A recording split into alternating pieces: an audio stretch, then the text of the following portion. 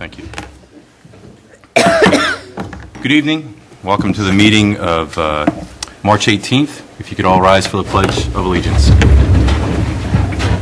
I pledge allegiance to the flag of the United States of America and to the republic for which it stands, one nation, under God, indivisible, with liberty and justice for all.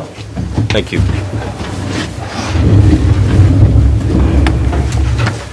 Lou, let's get right in. Mr. Chairman, members of the Town Council, we have the first item on the agenda this evening is the consent agenda. Motion to approve. I'll second the motion. There's a motion and a second. All in favor? Aye. Any opposed? Motion passes. Thank you. Next item is items A1 through 9, minutes of previous meetings. Make a motion to approve A through 1 and 9. Submission of the minutes of previous meeting. Second. Any other discussion? All in favor? Aye. Any opposed? The next item, Mr. Chairman, members of the Town Council, is a advertised public hearing. This considers the petition of BP to Sebring for Bristol Oyster Bar LLC, doing business as Bristol Oyster Bar, 448 Hope Street. Petitioner requests expansion of service area for the Class BV intoxicating beverage license. That includes the license itself, which appears as item D1. You have several recommendations, and I've been provided by the fire chief with an approved floor plan. So I'll pass that out to you.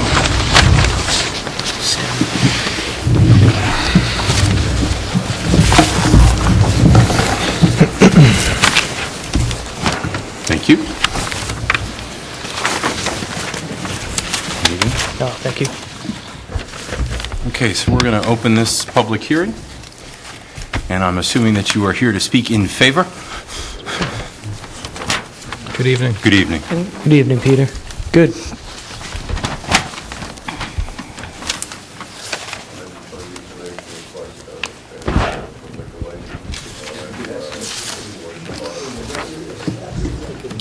Peter, would you mind just repeating that? We're just having a little microphone challenge.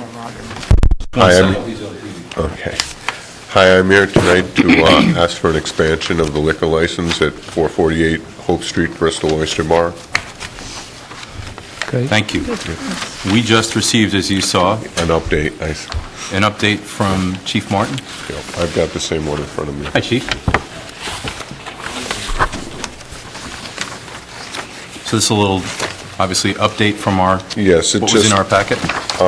Basically what's happened is I've increased the egress from the building through the seating areas, the north, the south, and the central seating area of the proposed area. And it just, it takes a couple tables out and moves a couple of the border planters. So there's a clear path through the service areas and through the seating areas for egress for in case of any fire issues. Chief, do you want to expand on this at all? I know we have this in front of us, it's just that we just got it, so. This was presented to us, if you saw my initial memo, it was a conditional approval pending what we did. We got the opportunity to meet with Mr. Sebring yesterday, reviewed his plans and concurred with where we were going. Pictures were taken and we did that. And what you can see here is that he has to place patio brick or whatever is agreed to by the zoning, I guess, relative to replacing the dirt in the north and the south areas. And then have the egress available. If you notice that we do have two paths coming out from the north side. This is because this side of the building must take care of all of 448 Hope Street, including all of the Robertos and down. They can come from upstairs through this area. The center area, you'll see that we have two paths of egress for both the north and south sides of the building per code. And the back side of it, which would be running north and south, is a service area type environment. To the south side, once the plantings are taken care of, he's proposing to put a temporary oyster bar, shucking, I'll call it a shucking bar for lack of a better term, A service bar also. service bar. Yeah. In a service bar? Okay. We measured that out, and we set it there, along with the egress to the, on the south side of the building is going to be another brick walkway that'll be put in. So we'd be able to, the patrons from the front, in order to get back there, I believe the restrooms are located to the south side of the building, so it would be an easier access going that way, and we also have our egress coming up. If you look, I believe the proposal had a thing for the east side of the building. Which would be the back, correct? Backside, that's correct, Okay. where there's a cul-de-sac which is used for a entry point for people using the rest of the building also, and that is not acceptable.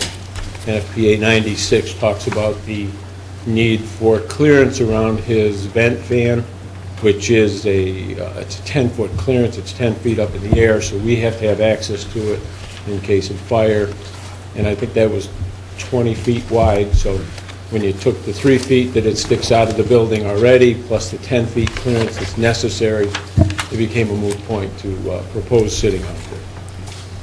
Okay, so we did approve this today. Okay. He was kind enough to bring us this stuff yesterday. We worked through it, Thank you. and yeah, so there's an attaboy for me. We did this.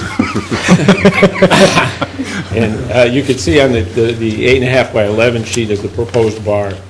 I believe Mr. Seaver is proposing. This will be on wheels, so in the inclement weather, that'll be gone, as well as, I'm assuming, the furniture inside. Thank you. Yes, sir. Thank you. So does the tree stay? The tree stays, right?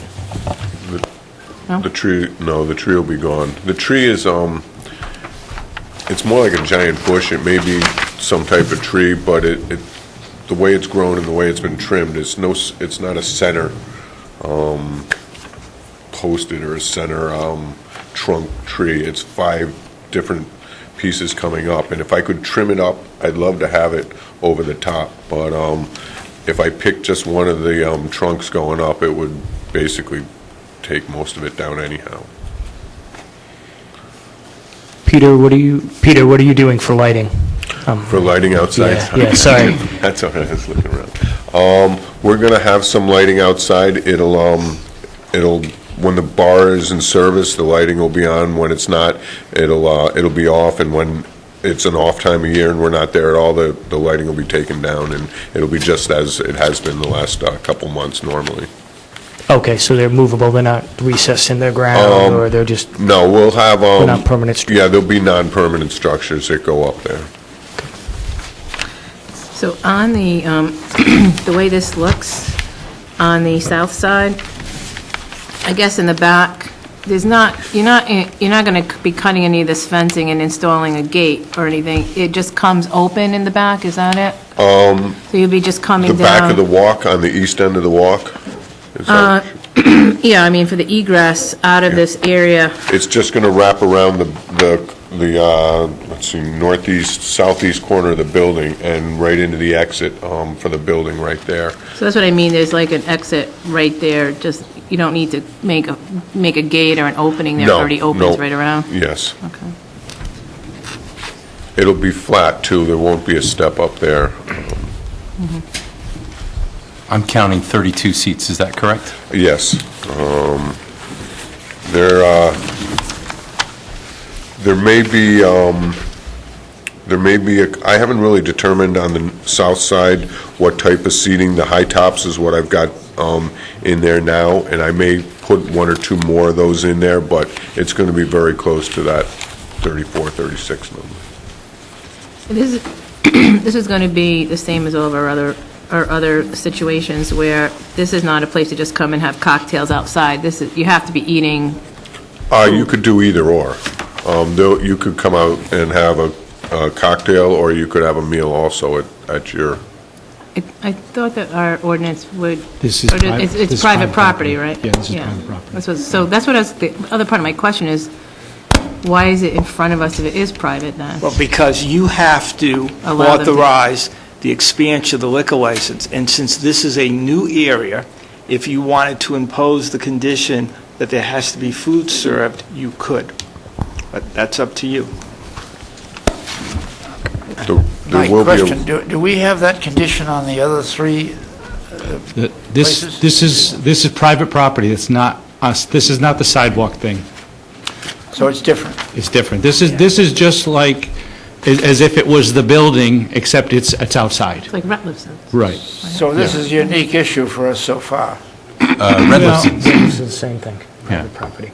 Well, we have some in this situation Yeah. already. Roberto's. My question would be, Michael, and we talked about this in the past, so I don't want to be redundant, but I also want to protect us going forward, that if someone brought this issue up, we took measurements to Mr. Sebring's building when he was before us for his business. We went through this with Roberto's. We took measurements by state law to the state. Because we're given the expansion of the license and liability pertaining to that and expanding it further out to the building, should we check with and make sure that we're protected from that law, or no? The church, I think you mean. The church, yeah, The 200 feet from the because church. usually we get permission. The way it's measured, it actually is from the corner of the building to the nearest corner of the land of the church, the property, so, So it really doesn't, yeah, I think I was you're just fine. looking at, just to Sure. protect us, No, I because think we're you're expanding the liquor further out. You're fine. Okay, thank you. Well, I think this is a very pleasant area, and I think it's going to be very nice, and it's fenced in, but I do have concerns about people just being out there drinking without food. I think in fairness to the other properties that we've done, some of your neighbors right to the north, I think it would be fair to impose, I think impose is a strong word, but to have as a condition, not, we do with all of our liquor, that, it's not just a bar, that they have to be eating out here, dining out here, they have their cocktail or their drinks with their oysters or their There will be- burgers or whatever else. I don't think, I can see this, I don't think it will, but you always have to worry about something getting out of hand in this area, particularly in the summer, in the setback. So that would be my personal preference. But I'm sorry. We are going to have a full raw bar out there, and we do plan to have lunches and not a full dinner menu, but a limited menu out there also with different types of food, salads, that type, sandwiches, that type of thing. Oh, you're not going to be able to eat out there? Not Like a sit-down dinner. We're not going to have our entrees outside, but we will have the full raw bar. We'll have salads, we'll have sandwiches, that type of thing. More of a lunch menu than a dinner menu.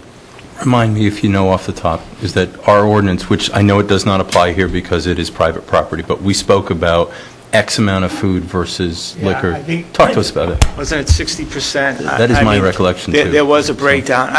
One of the ways you can look at this, the way DBR, the state handles this, is they say the food available has got to be more than chips and pretzels.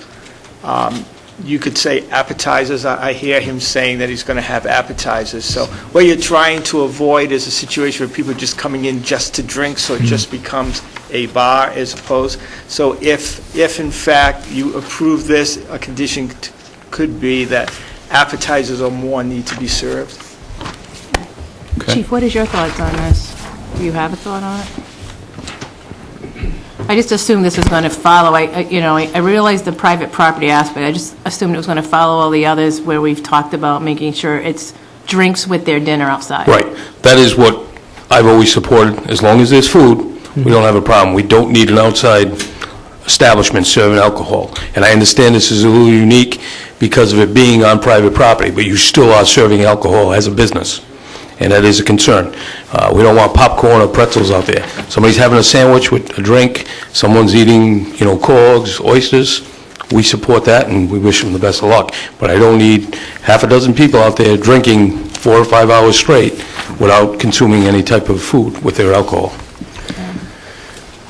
So this is obviously it's a public hearing, and we're listening to you. Does anybody else have any questions for Peter at this moment?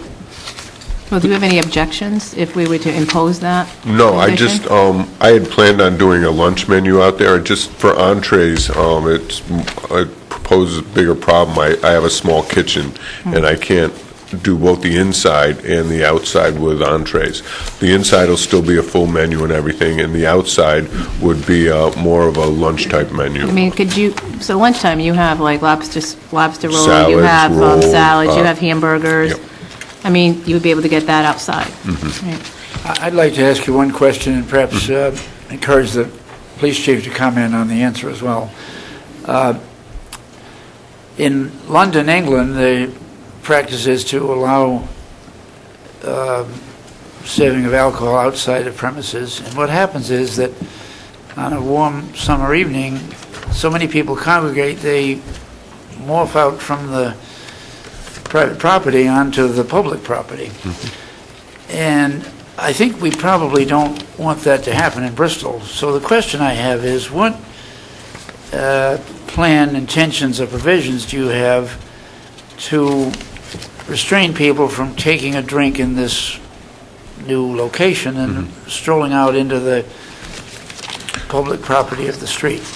The north and the south area are gated areas, or fenced areas, I should say. And it's a 3.5-foot, 4-foot wrought iron fence, so that'll pretty well contain those two areas. The center area, which doesn't have any containment as it sits now, is going to have some flower boxes bordering the running parallel with the street, and there'll be raised flower boxes. I could put in any barrier. I notice other flower boxes across the way. But isn't that the egress point as well? Yes, the egresses will still be there, but the flower boxes will be across the center.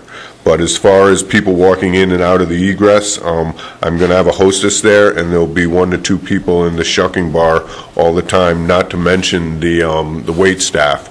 So we'll keep an eye on that. But Well, I find that's pretty satisfying. I think you need to have a policy that they don't carry the drink out into the street. And there'll be I think posted signs you need to have a and procedure yes, where they're informed of that requirement.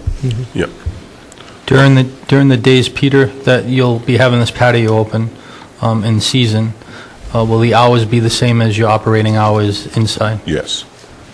And currently, when do you close inside? On the weekdays, we close the kitchen at 10 o'clock, and we close the restaurant at 11, and the weekends, we go an extra hour. So 11 and 12. So, on the weekend, you're saying there could be patrons out there until 11?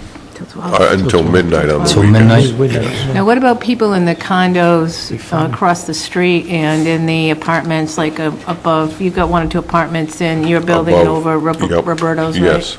I haven't spoken directly to any of those folks. I mean, if I had issues with noise and that type of thing, obviously we'd talk to the customers and have them tone it down. If we find that it just keeps happening, we could possibly adjust the hours. I think midnight's kind of late on a weekend, personally. I mean, I don't know. You'd have to try it, or we'd have to set a limit, like maybe at the 11 on the outside part. I mean, Was the recommendations, was everyone aware that it was going to be until midnight? I don't believe it indicated a time on that, and I thought it was going to be left up to the council. Okay.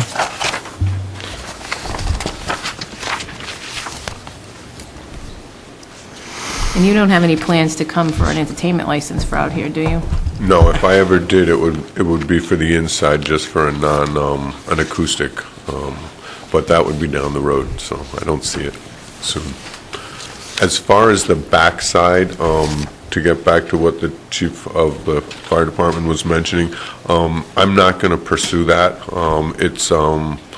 It's not feasible with the way that the exhaust fan from the kitchen is piped out there, so I'm just going to drop that, basically. Any other questions for Peter right now? No. I'm all set right now. Thank you, Peter. Thank you. Anyone else to speak in favor? Anyone else to speak in favor? Anyone else to speak in favor? Anyone to speak against? Anyone to speak against? Anyone to speak against? Could I have a motion to close the public hearing? So moved. Second? All in favor? Aye. Any opposed? Okay. So, Chief, we asked you a couple of questions in regards to it. I have a couple of concerns with it before I express those. I like outdoor dining. I think it brings an element to our community that's, obviously we've had it last year, and I think it's a positive impact. as long as it's done well. I have concerns about the 4th of July and the 3rd of July. What would be your recommendations in regards to there? Could you talk to us a little bit about what concerns we should be addressing on that? Sure. But if I could go back to the hours of operation. Please. I think Councilwoman Perella makes a very valid point. There are several places there in the summertime, windows open.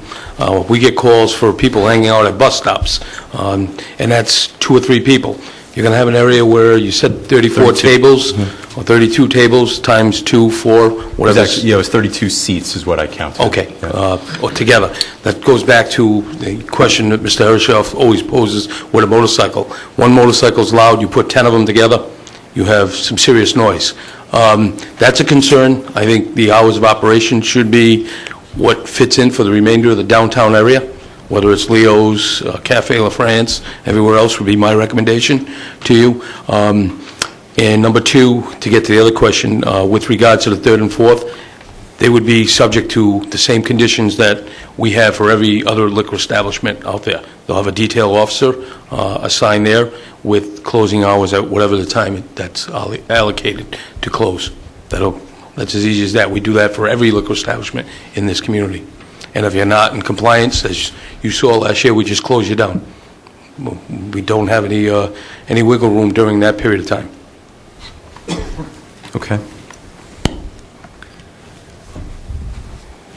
I would like to just remark on the chairman's comments that I do like the outside dining. I think it represents great economic development, and I think it's fun, and it brings a really unique experience to the town.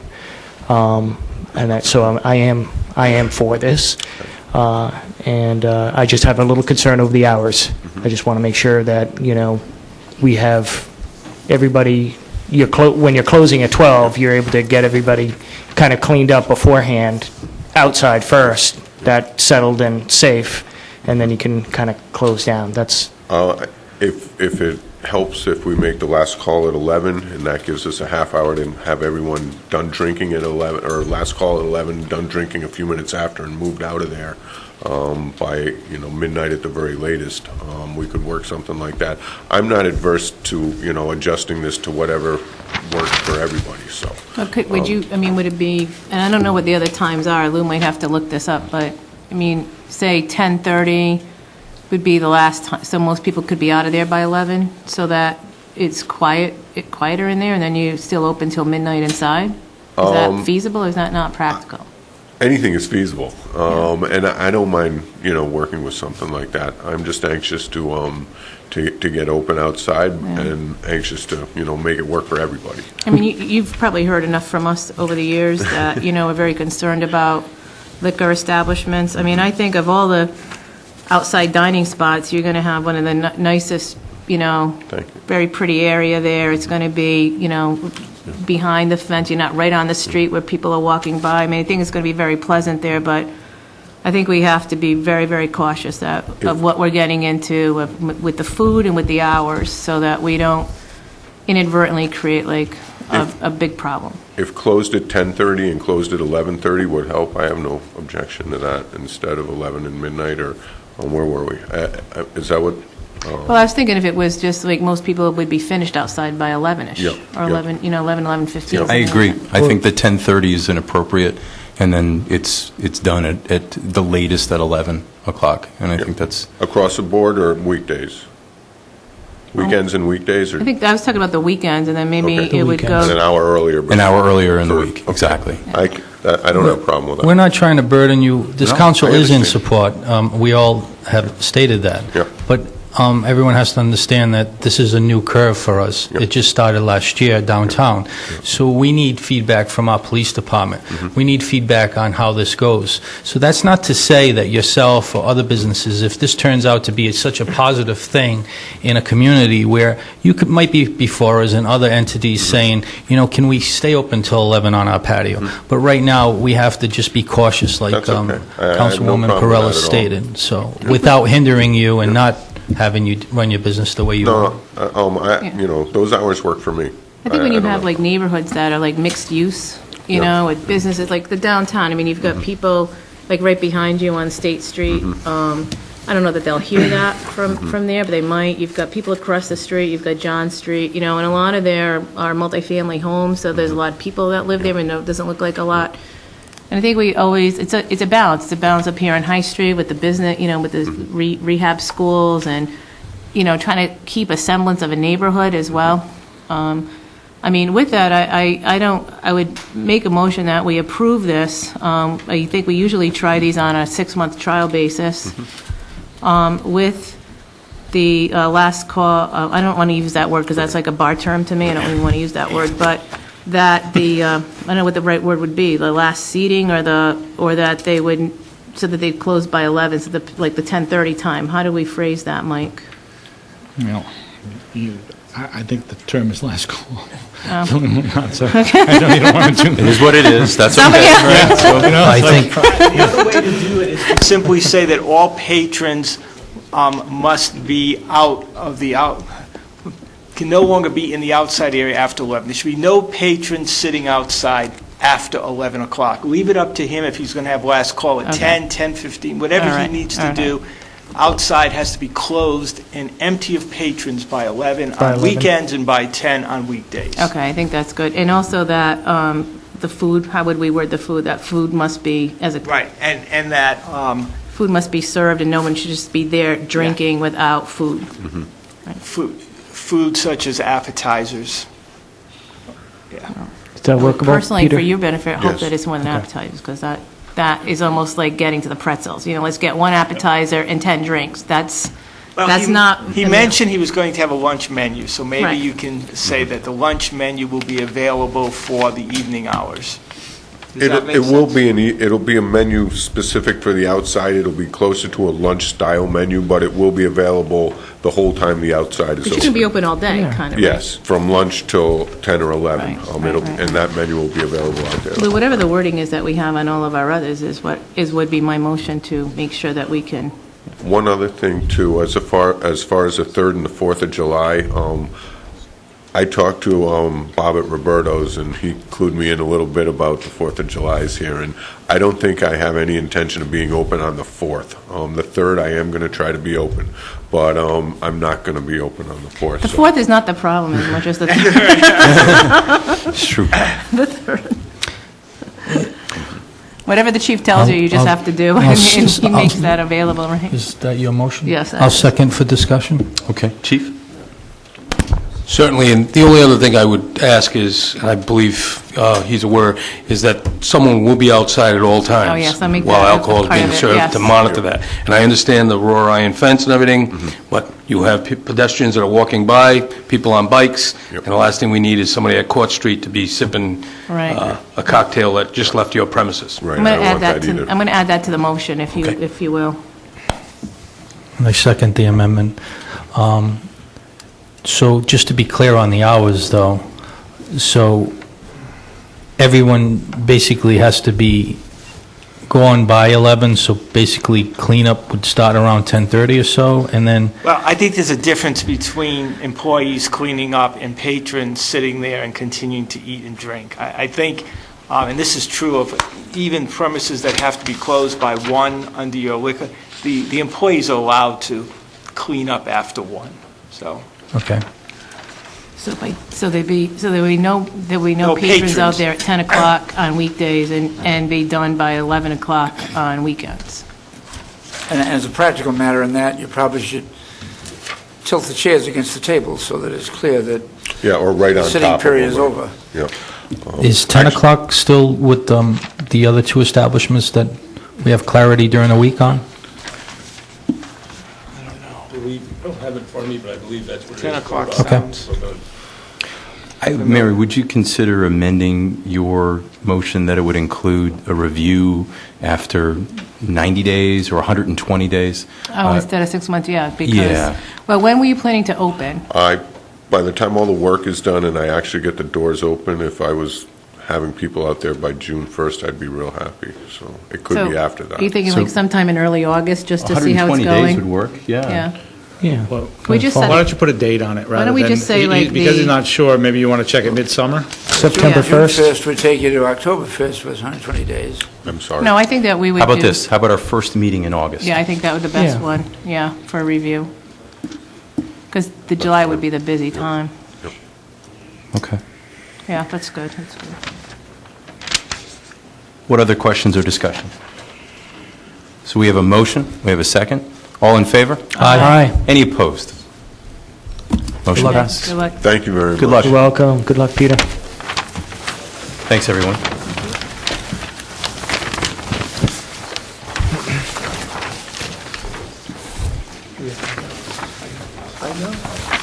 Okay. The next item is the first reading of ordinance 2015-2. This has to do with delinquent sewer use fee payments.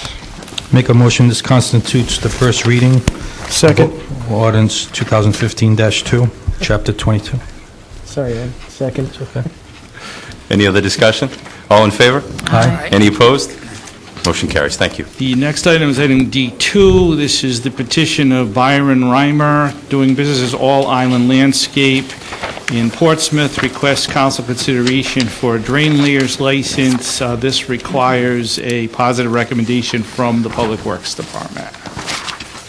And we just got this evening. Recommend approval. I'll make a motion to approve Byron Reimer's All Island Landscaping request for a drain layers license. Second? Any other discussion? All in favor? Aye. Aye. Any opposed? Motion carries. Thank you. Okay, hang on one second. I just discovered I do not have an amended agenda. Is yours amended? St. Elizabeth's? Was there an amendment? The Almost everything. recommendation of the DPW director.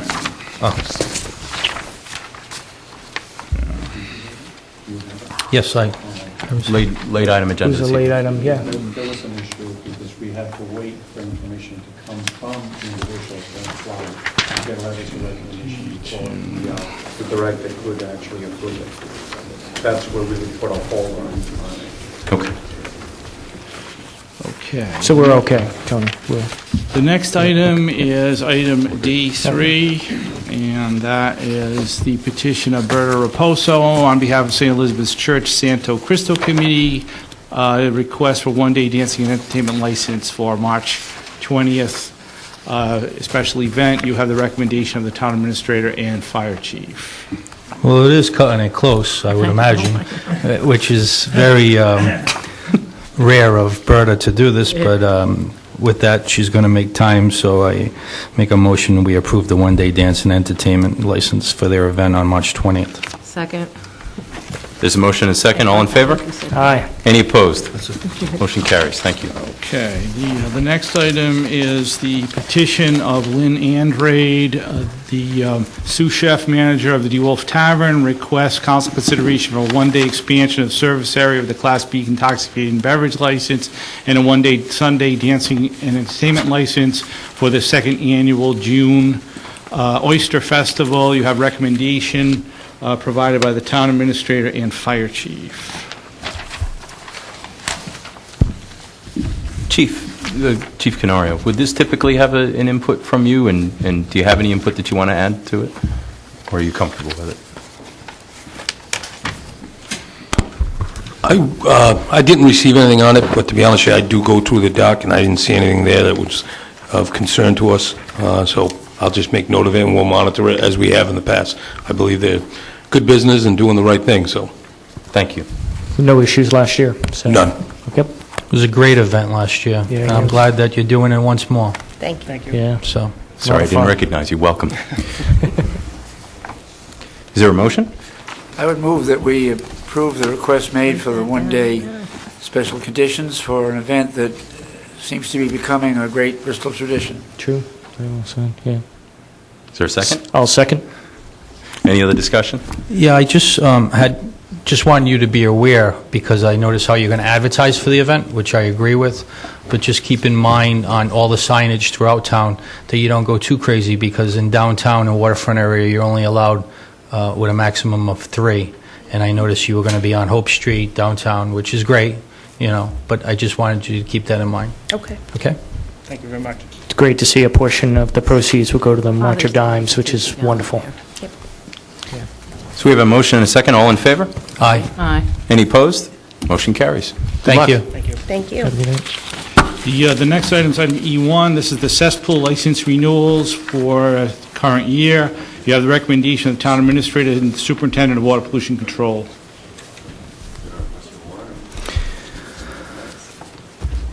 Mr. Chairman, the only question I have is, did Love Sanitation have an application on file? Did he submit one?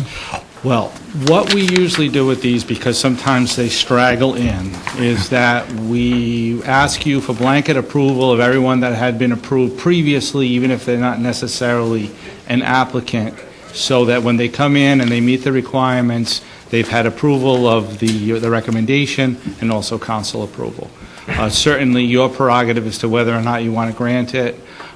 We do have some that straggle in late. We tell them the date that they have to return it.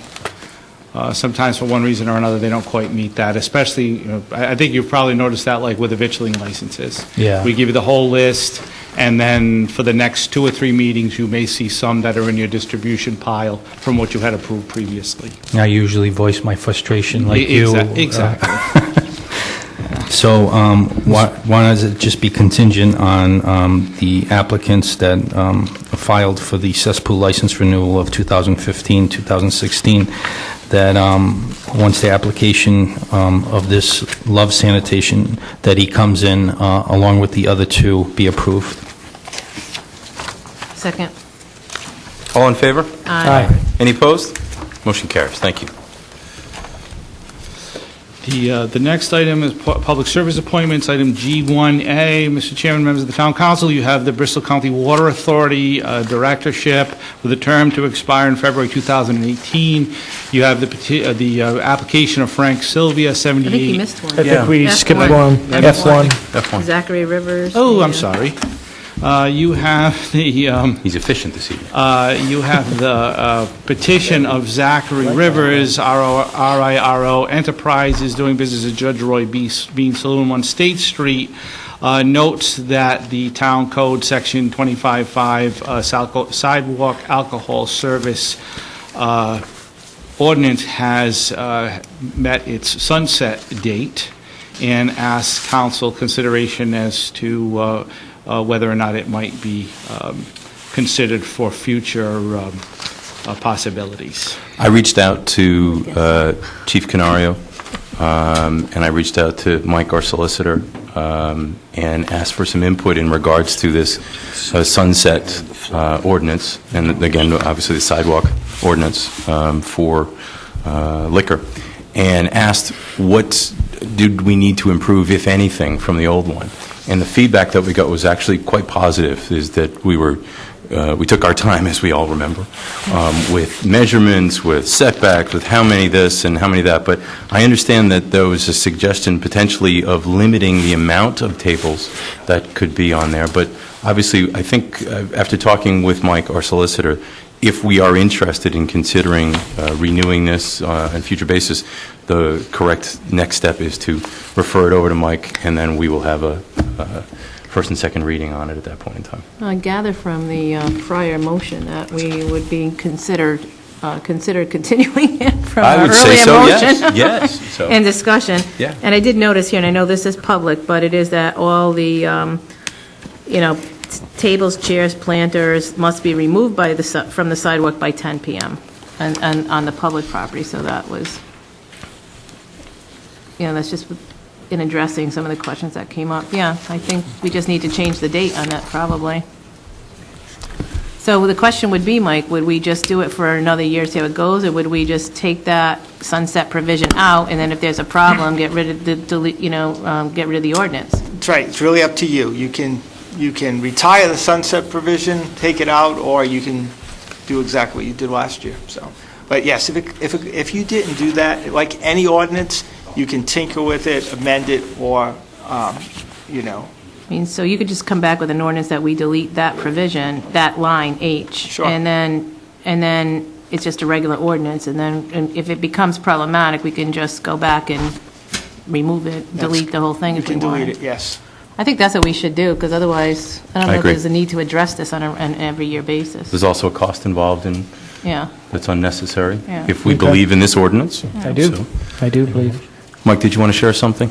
No, I was going to address the 1A. I just make a motion that we refer this to Mike so that he can come back with the proper form to address the sunset provision. I'll second. So we have a motion and a second. All in favor? Aye. Any opposed? Motion carries. Thank you.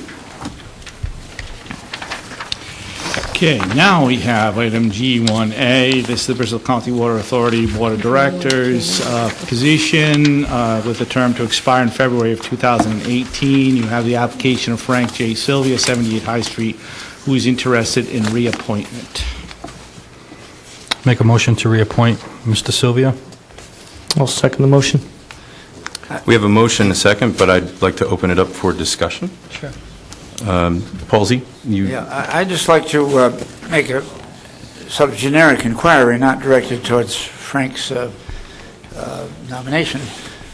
But, Mike, is it correct to understand that all of these directors serve at the pleasure of the council? They do, in the sense that you appoint them.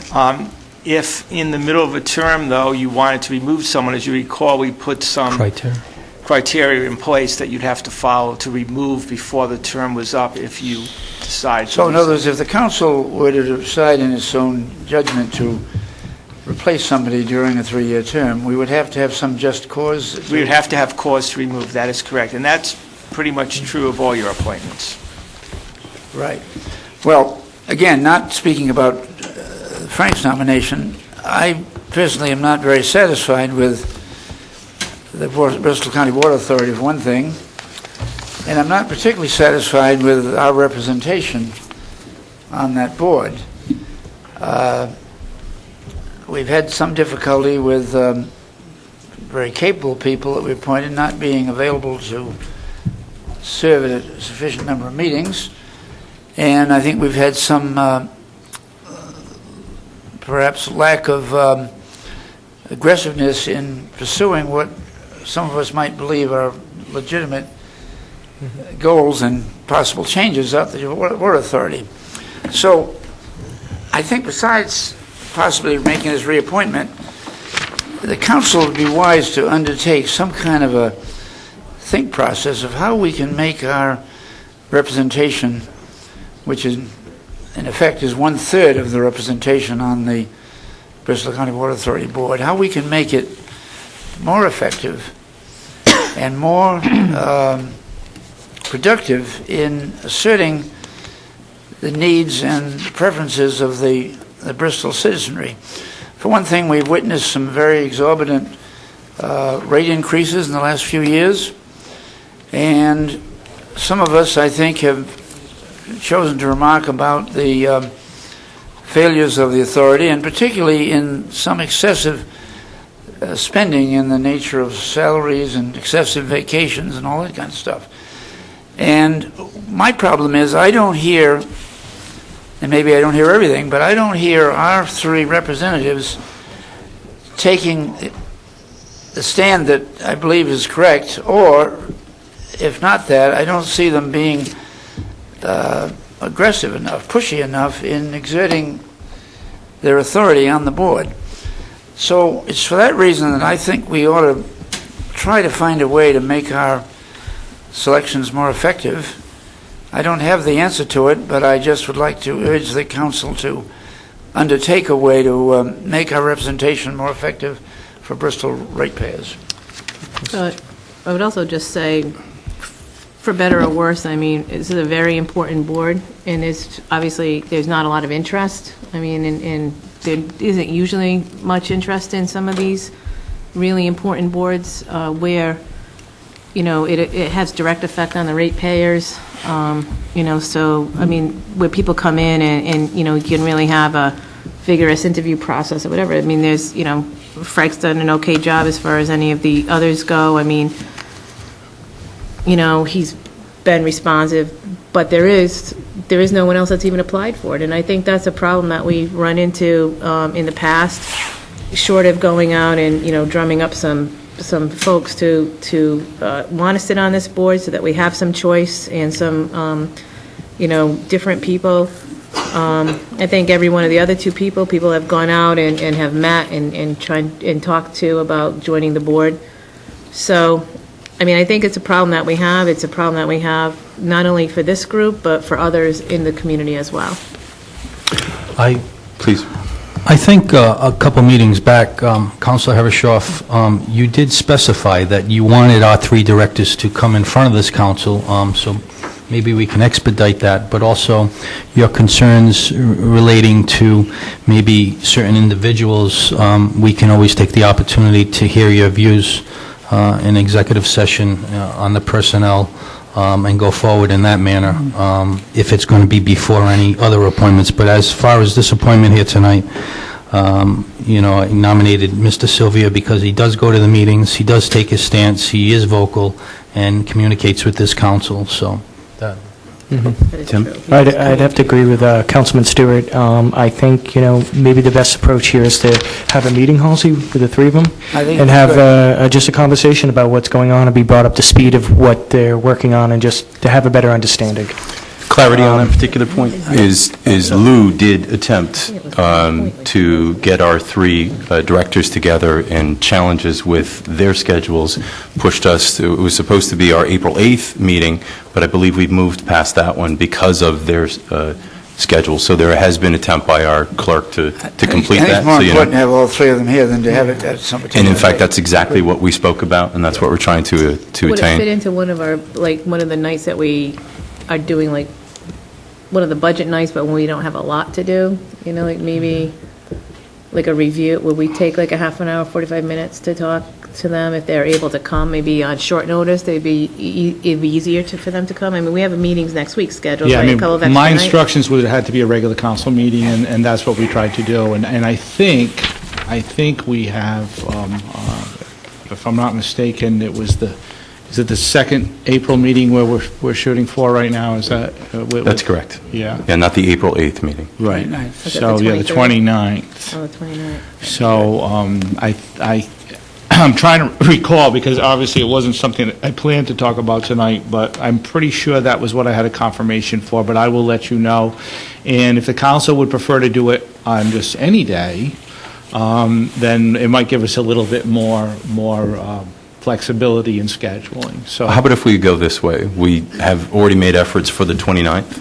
If we're unable to find success with the 29th, then maybe we can float out days that are non-standard council meetings to get that done. There was a couple of comments made. Halsey, I enjoyed the way you chose your words. I thought that, in particular, with Frank has actually been excellent with me sharing, in fact, the most recent changes, sharing a printout. In fact, you all got that in the last meeting as part of the Well, I was going to agenda, so. further remark, particularly about Frank's tenure, and this is clearly an exception to my overall complaints. When that absurd suggestion was made in January of Yes. 2014, that the Water Authority, for saving a mere $25,000, would burden every real estate proprietor in Bristol with the burden of monitoring water usage and sending the bills out where they didn't have any leverage whatever to make people pay. It was one of the most preposterous suggestions I've ever heard of. And the new executive director had planned to simply make that an executive ruling without any sort of advance notice or discussion. And it was Frank Sylvia that said to her, you can't do that. You've got to, for a thing like that, you've got to let people know about it, which they then did announce. And there was a huge outcry, and some of us went to a big meeting at the high school auditorium, and we beat the thing to death, and they didn't do it. So that's the kind of activity that Frank exerted right there that we need from our directors. Mike, you wanted to share something? Pete, you wanted to share something? Yes, sir. I had Mike on the brain. If I may, that's okay. Well, Mary and Halsey both have kind of hit on some of the things I want to talk about. One, has this position, Frank's reappointment position, been advertised, published in any way? Yes. It has. Because I think that was one of the discussions and one of the points we raised at the time, that the bylaws and the covenants of the Bristol County Water Authority was reviewed. And also, I believe we made it, or you guys made it so that it need not be, appointments or nominations to serve on the board need not be political, neither Democrat nor Republican. That was changed in the law. That's changed, okay. So with the advertisement, I'm kind of disappointed that you haven't had any applicants, because I thought, frankly, by making it a non-political, or any citizen who is interested and willing to serve and competent to serve might step forward without having to declare themselves a Democrat, or Republican, or an independent. But the fact that you have published it and you haven't had the response, that's disappointing. My concern is, I kind of have a general tendency to believe that the board is made up of too many people who don't know how to say no. And I'll give you a couple of cases in point. Pam Marchand, the executive director, I understand, was recently given a 3.5% pay increase. And I think that follows a pay increase or the original contract of 2 years ago, where she was also given a 3% increase. And also 8 weeks of vacation. That's the second point I was going to make. I think I heard that at this town council meeting, that Pam Marchand was also voted an 8-week vacation. Now, frankly, I think that is so outrageous, so excessive, that if I were on the town council, I'd call every one of my 3 delegates, or 3 appointments before the town council, asking them to explain how they think an 8-week vacation is warranted or justified by an executive director who's making about $150,000 a year, as I think is her salary. What the benefits component of that, I don't know. And as you may remember, when that position was first advertised to replace the past executive director, it was understood that they went out and advertised that the executive director would wear an administrative hat and an engineering hat. It was a 2-pronged function. She had 2 hats. And when she got into the job, it was only a matter of a few months when she decided that the executive director's position, the administrative responsibility, was so overwhelming that she really couldn't perform the functions of both engineer and administrator. And I think since that time, they've gone out and hired an engineer at about $70,000 a year, with benefits $100,000 a year. And I asked her specifically, when was she going to take a pay cut? And she kind of looked at me as if I had 3 heads. And she has not taken a pay cut. So I'm thinking the board of directors, if they're going to serve a function, and that goes for Frank Sylvia and whoever else is voting yes on these boondoggles, I think somebody ought to hold them to task and hold them accountable. Now, I understand what everybody's been saying here about Frank, and I don't mean to focus in on Frank. I'm focusing on any board of director up there who's voting in favor of these pay benefits and boondoggles and plans and and rate increases of, I think, 12% one year. And I believe when Pam talked about that during her discussion with the tri-town councils, she indicated her plan was, and the necessity was, for a 12% increase in the ratepayers, followed by an endless series of annual 4% raises. I don't know. It sounds to me like something's going to give. And if the board of directors aren't willing to say no, then you ought to get rid of them. And as far as what the new bylaws say in terms of the board of directors serve at the pleasure or the whims of the town council, I forget what language was put into the bylaws or the covenants at that time. But if it's for show cause, I don't believe the bylaws indicate the specifics of what that cause, what the range of cause might be, or is it? Actually, yeah, we listed 6 or 7 items, one of which That's was unfortunate. a director... No, it's who- not, actually. It's not unfortunate. Yeah, it is. A But anyway, director who doesn't follow the directives of the council, that's in there also, who doesn't follow the directives, of the okay. council. Right. Then I suggest it's time for the town council to call all 3 members in here and give them some direction. I could have really used you at the public hearing when they voted on that evening. I haven't been to I'm going to start going to some of those meetings, but I haven't been to those meetings in a while, and I regret that. Well, we need to... Well, I you'll wish be I was there. surprised how many people don't apply for these positions. You'll be surprised on how many go to a public hearing when these issues come up. How many come to It a would public pro- hearing when you're discussing the budget for the town council? Nobody. So- And yet, they'll probably... I But won't you say are what I right, was thinking about, moan that- and groan about the budget, right? But that evening, all the directors, all 3 towns had trouble saying no. Yeah. So Thank you. Keep the Thank you. faith, Peter. We're going to have a meeting. We're going to work on this, right? So we had a motion and a second. Is there any other discussion? All in favor? Aye. Any opposed? Motion carries. Thank you. The next item, Mr. Chairman, members of the Town Council, is the Recreation Board with term to expire in February 2018. You have the application of Michelle McKenna, currently serving, 381 High Street, requests council consideration for reappointment. I move that we appoint Michelle Machena to the Rec Board. Second. Any other discussion? All in favor? Aye. Any opposed? Motion carries. Also for the Recreation Board, auxiliary member Crystal Pacheco, 94 Kickapoo Avenue, also seeking reappointment. This is again for a term to expire in February 2018. Mr. Chairman, I move that we reappoint Crystal Pacheco to the Recreation Board as an auxiliary member. Second. Any other discussion? All in favor? Aye. Any opposed? Thank you. You have the slate of proposed members as provided by Maria Ursini, the co-coordinator of the Substance Abuse Prevention Task Force, all with terms to expire in February 2017. Approve the list as presented. Second. All in favor? Aye. Any opposed? Motion carries. Thank you. The next item is the Board of Fire Engineers as presented by the Fire Chief. Also approve as presented. Second. Seconded? All in favor? Aye. Any opposed? Motion carries. Thank you. The next item is the Harbor Commission. You have a request of Dominic Franco, 26 Tower Street, who is interested in reappointment. I move that we reappoint Dominic Franco. Second? Any other discussion? All in favor? Aye. Any opposed? Motion carries. The next item, the Zoning Board of Review, with term to expire in March 2020. You have from my office the indication that David Simos, currently serving, seeks reappointment.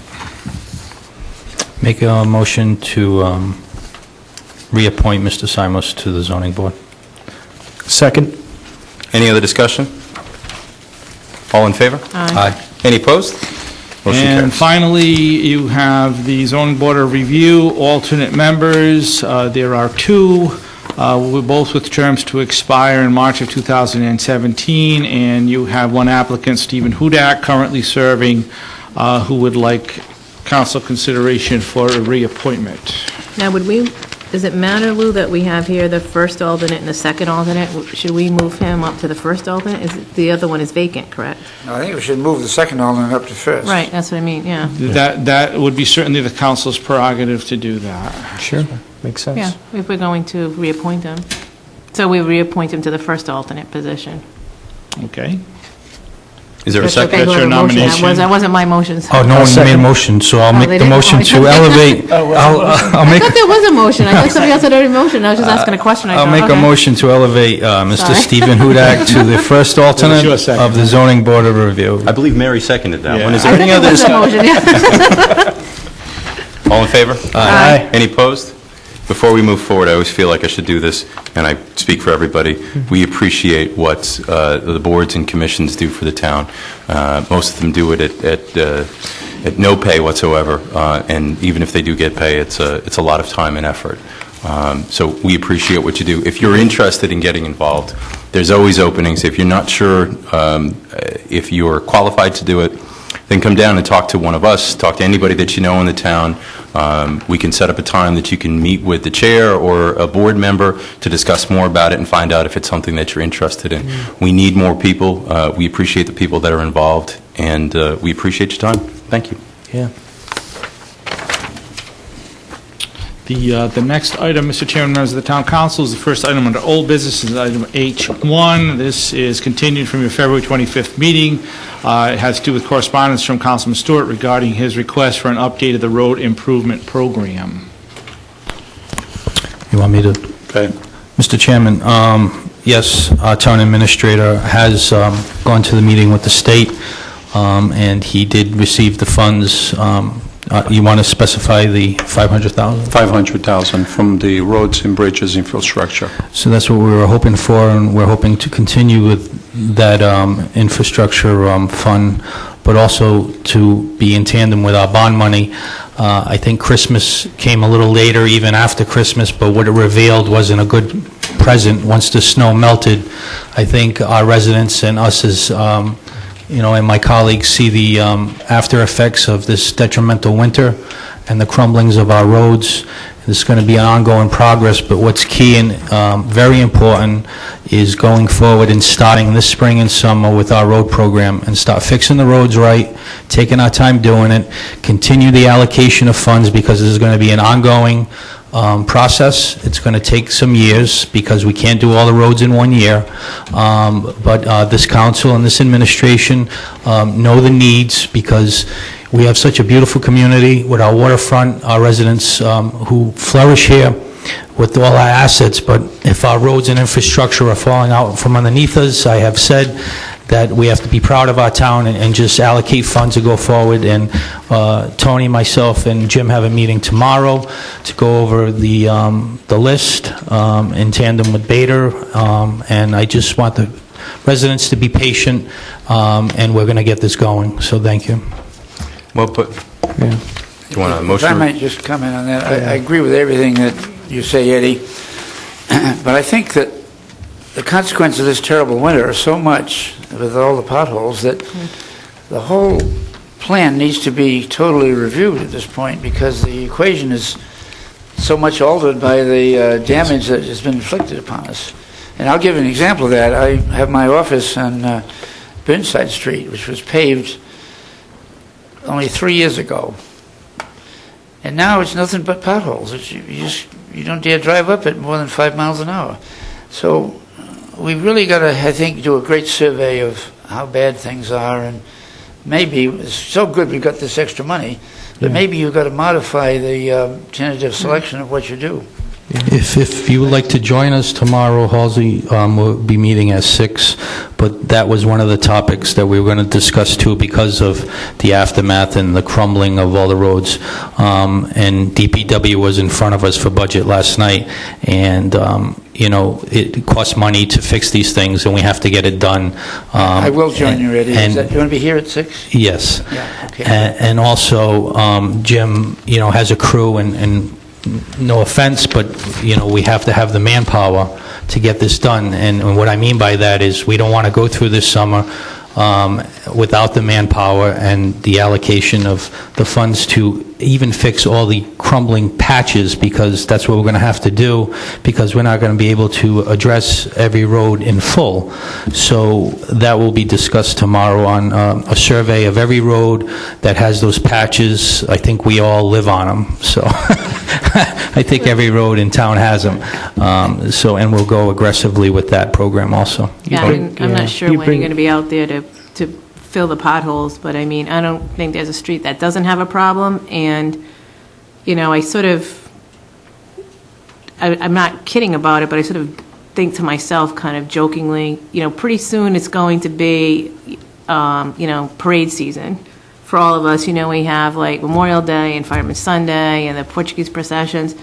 And I think we're going to be on pothole patrol, or we're going to be tripping in all of them, because even along the red, white, and blue stripes, I mean, there's like, pavement that's lifted up off of them. So I think if we haven't found them, we're going to be finding them all really soon. And we do have to be careful because, we sell ourselves as the community that's very walkable and bike ride through here. And many people come down, not only in the neighborhoods and into the downtown area, come down here to do their, daily walks and their bike rides, not only from Bristol, but from around the region. And we really have to make sure that it's safe, and if we're presenting ourselves the way we claim we are, and that we try to. So I think it's going to be a real challenge to get all those potholes patched, and as you go through, and I think Halsey's point is correct. I mean, we've had a road list for years in trying to go through so many at a time, as we have the funding to repave them, but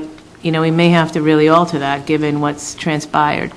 And the other thing I would add, and I don't know if it's changed, I'll have to look at a couple of the places, but, I mean, you know, some of the sidewalks, and, you know, I think this is part of it probably, many of them are relatively new within the last, like, eight or so years. I mean, hopefully, all the engineers seem to tell me, or you guys that know more than I do about this topic, that it will thaw back out and they'll go back down. But, I mean, there's a lot of stuff like heaving, and I've seen great spaces between the sidewalk and the curbing. And so I don't know, I'm assuming Jim and his and DPW knows where these areas are, but I think that's the other thing we have to kind of look at, and if people are aware, people are watching, to be able to let us know where some of those areas are. I mean, I've seen them just as I, you know, walk around or go back and forth to here and there to church or wherever, and it's kind of, you know, I've seen a lot of it. And it concerns me. So I hope everybody's right that when it thaws all out, they're all going to come back, you know, relatively nicely. But that's the other thing we have to be careful about, because that's also, you know, we open ourselves up to potential lawsuits and other claims. So hopefully you'll be looking at that, Eddie, as the sidewalk aspect as well. I believe Jim, he already has a plan in place for the sidewalks also. He discussed with me, he's well aware, and also Tony's well aware of the same problem. So that's what they're surveying also. But again, so we got every road in Bristol, potholes, new roads, and sidewalks. And curbing. And curbing, so... Tony, is there a what don't we have? Proactive plan in place rather than a reactive plan in place? I know, you know, we have all these potholes and we're sort of reacting to the problem, but it's like, is there any way that we can get a plan in place to start being proactive and saying, you know, hey, listen, start working with the northern part of the town and start working through and just start, you know, having...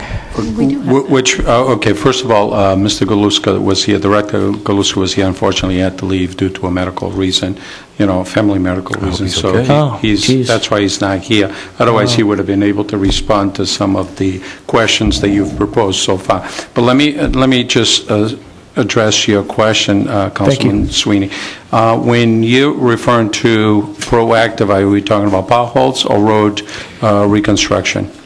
More pothole reconstruction, because we have a lot of potholes now, so we're reacting to the problem after the fact. But instead of getting on the road before the fact, where we see the cracks are starting to happen, sort of have a proactive approach to say, hey, listen, that's going to be a bigger problem down the road. We know it's going to break apart.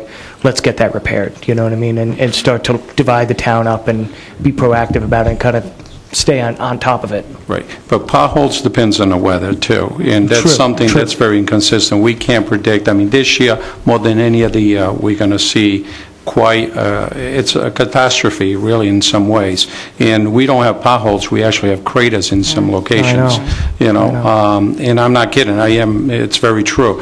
And that's what we're trying to do. One is prioritize the areas, and that's what the discussion tomorrow will be, for us to take this one step further and make sure that we do have a plan as to how we're going to address the potholes, especially due to the circumstances that have happened throughout this winter, and also look at what other roads we can address. There are some roads that are just almost impassable. But I can tell you, I was on Route 1 in Attleboro this past weekend, and that was not an issue to drive through there to go to my son. And let me tell you, I had to do one of these, reduce the speed to 25, and it is what it is. I mean, it's very unfortunate, and I hear you, you know, loud and clear, and we will prioritize what is the craters first, then get to the potholes, then get to the roads. That's the best that we can do. But we certainly will be much more proactive. I agreed with Councilman Stewart. You know, we need to move on. I know that's been one of his agenda items, and we finally will be able to do something this year. I got to imagine that if we had a number one priority, this winter didn't move it down the list. If it was bad, it only got worse from this winter. It made it twice as bad, you know, or 3 times in some instance. Well, maybe we can reach out and get another free Vibeco a pothole stamper. I know that DPW has been using it, but also I agree with Councilman Sweeney, and you know this, of why I stated this evening is I would like to see the manpower out there every day. I don't want another spring and summer to go forward, and I know we have a DPW employee here who works very hard, but I don't want the answer after the fall to say, well, we didn't have the manpower, and that's why we still have things that aren't addressed. This is an issue that has to be addressed. I think my colleagues would agree with me that it has to be accomplished, and I believe the administrator is on board also, so. I think we all agree. My question, what would you like to do with this agenda item? You want to receive and file, or would you like something else? For now, we can receive and Well, file. I think it'd be good to continue it. Well, because yeah, it's so from the important. feedback from the meeting, yes. Okay, so is that a A motion? continuance, yes. Okay. Second? We have a motion to continue in a second. Any other discussion? All in favor? Aye. Any opposed? Motion carries. Thank you. That was helpful. The next item, Mr. Chairman and members of the Town Council, is correspondence from the Town Administrator regarding the schedule of fees.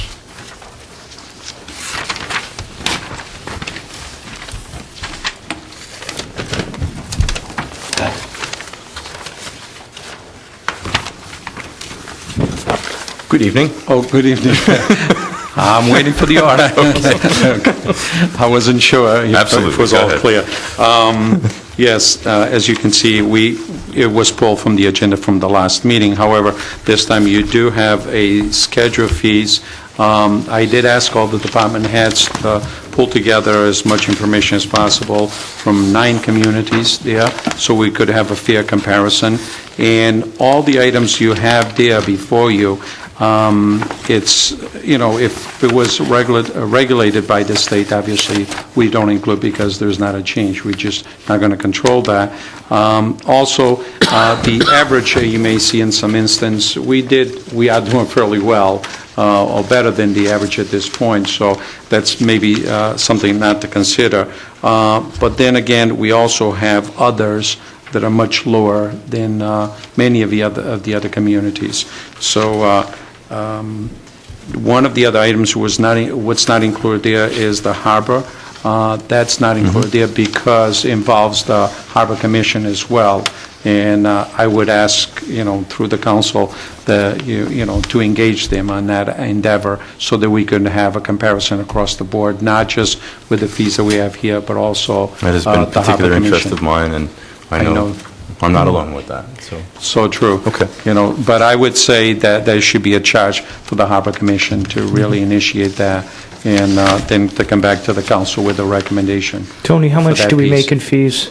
Please? How much do we make in total in fees? And Well, then- it depends, because, as you saw through the different deliberation, through the budget deliberation, different departments are impacted with different revenues, from these fees. This is the entire schedule. When you're looking at Sure. this covers the whole gimmick of the fees in town that we currently have. Yeah, I was just trying to compare the average to what we're getting now, because some of the averages, if you compare, we're actually higher, and we're going lower. So I was just wondering, do we, what are those totals, I guess? If you take per category, you're going to see that, in some instances, we are doing as good or better, but in many instances, we actually are below the average. But if you'd ask me how much we get in revenue as a whole, I really don't have that. We would have to go through all the departments and figure that out, do a How hard would it be to comparison. determine what is the total take on this? Isn't it in the budget and that we're working? We It's on the could, fr- It's on the yeah. front page of each department. Would that be a big chore or not?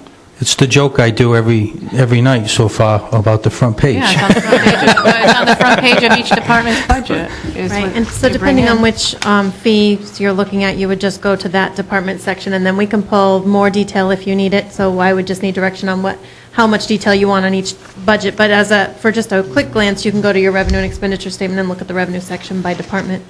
I think that, and correct me if I'm not understanding right, but I think that Tony was providing the averages across the communities, not necessarily this is what we should go with, because I'm not sure that we're interested in lowering the fees unless we're seeing that we're out of the ballpark somewhere.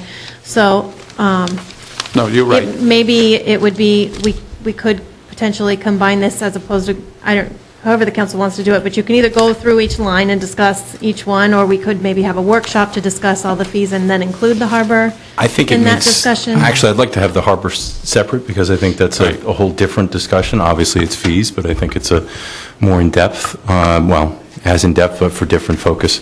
I noticed your memo on the front says that you're suggesting that we should adopt the average, if I read that correctly? That is true, but you need to take into consideration some of the comments that I just made. Because Absolutely. in some instance, you know, we probably a comfortable zone, so we should leave it alone. I noticed that a little bit more afterwards as I had a little more time to review it. So we are, in some areas, we're doing good, but many of the other areas, we actually below average. This one jumped out at me because I think there was one particular community with a massive difference in it, but currently we charge $25 for a land permit, and the average is $202. That's a big jump. That's a large step up kind of thing. And if you look at East Greenwich on this sheet, that's the only one that's at $900. Yeah. So I don't know if it's actually a fair. So I think it's worth our time, all of our time, to go through it. I think that what I would like to see is a recommendation come back, like, for, you know, Tony and Julie and the department head involved to look at it and to figure out, like, what the recommendation is. I think the average is an interesting number because, like, this is the first one, like the liquor. I mean, it goes from 400 to 1,000. We're at 800. It's 944. I just think some of those numbers are odd. You know, like, I'm not sure you want to charge 944. You would want to round it off either up or down. $59 or $7. I mean, the guy was just thinking about the beach fees, for example, and I was thinking, like, what would be, so, you know, you look at, like, the non-residents on the weekends, the average is 15, we charge 10. You know, Middletown, well, they have, like, a big, you know, nice... Charge 6. Big beach, yeah. Well, I mean, I was thinking, well, maybe you charge 12, but is that reasonable if somebody's coming in and, you know, like, you know, making, I don't know how you do that, like, if they're paying right there, I mean, you don't really have all those $2, you know what I mean? Sometimes it's just not practical in the situation, so... like, you know, what we might want to go to. And then not to have to constantly be changing it, but be at a point where you can maybe stay for a few years before you outgrow those changes, so to speak. So I would like to see you come back with a recommendation that we could then discuss from there. Like, maybe just add another column to this with, here's what our recommendations are. And then we can still see all the information when we have a discussion about it. I actually think you did a fair and equitable approach as a starting point. Yeah. And just to convey to the public that there were 41 line items that we went through in comparison to other comparable communities, whether it be Barrington, East Greenwich, or Newport or Portsmouth, and only 20 went up. And when I say went up, $2 to $10, but the most was the $144, which was the landfill. But you could see that, you know, I think we were the lowest probably going in the state. And only 3 went down. And then all the rest were just level. So I think this was a great starting point, and it gave a good perspective of how we really had to adjust these rates Well, I in a agree. fair and equitable rate for our residents. I think it's been a very constructive Yeah, no, it's survey. helpful, yeah. But on this issue of what Mary raises, the fact that some very large value in one community can affect it a lot, another way to look at this is to not use the average, but use the mean. There are 5 towns, including Bristol, in this.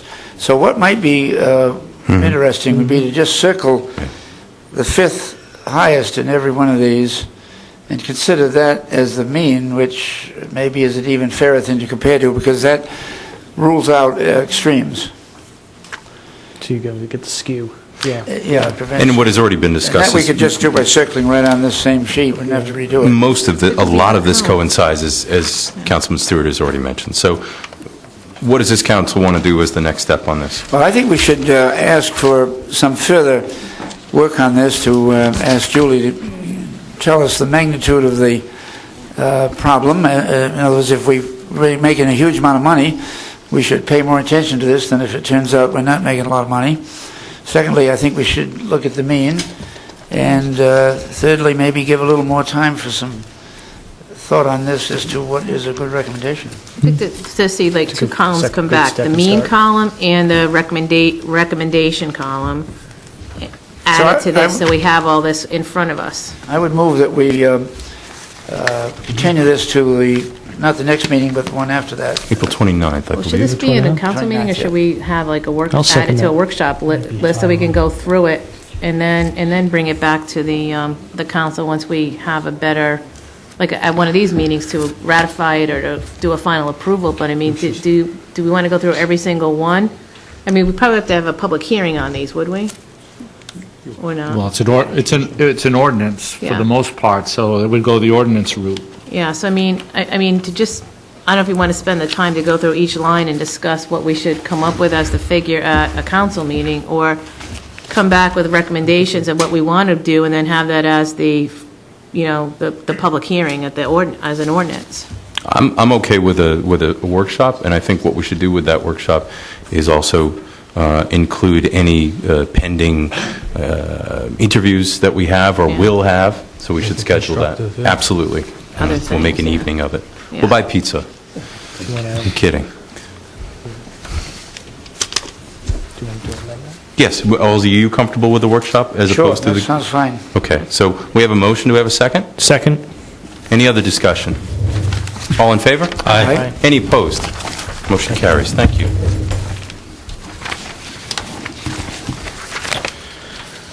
Okay, Mr. Chairman of the Town Council, we have item I-1. You have correspondence from Robert Holt, the chairman of the annual Keep Bristol Clean spring cleanup for May 9th. I think Mr. Holt is gracing us with his presence this evening. Good evening.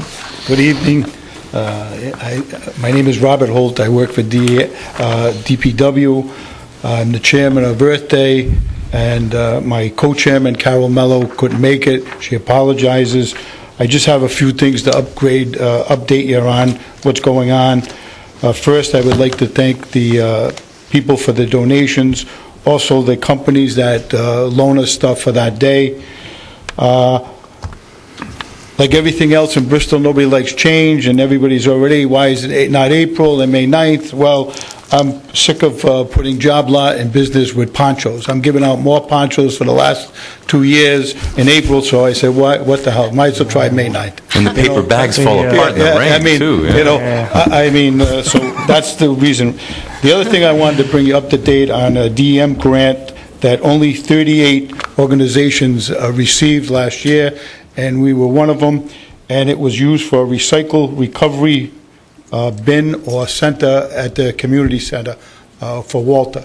So we're trying to push. He has a lot of, one that comes to mind is Zuma. I don't mean to pick on Zuma, but it has a lot of things go on there. So I would think they have a lot of recycling, so it's right there. It's a recycling center, and I thought that was a good location. So with the grant, we matched the grant, and we got it for Walter.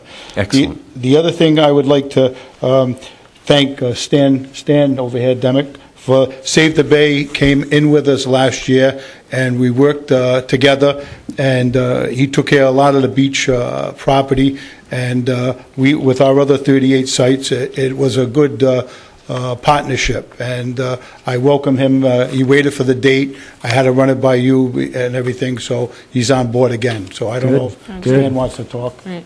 Come on up, Thank you. Stan. Thank you. Thank you. Bob. I just wanted to say, I don't think you realize how many people from out of town enjoy the Keep Bristol Clean townwide cleanup. We had people last year, we had close to 40 just working Papa Squash Road. Can't remember, some of them might have tried to head over to Silver Creek as well, but we get a lot of corporate groups volunteering. We had one family come from Burrillville. And Wow. So I'd like to kind of, first of all, I can't thank Bob enough for everything that he does to help out with the event. It's a very good partnership. As you know, we do cleanups all over the state. We have a very extremely active cleanup program.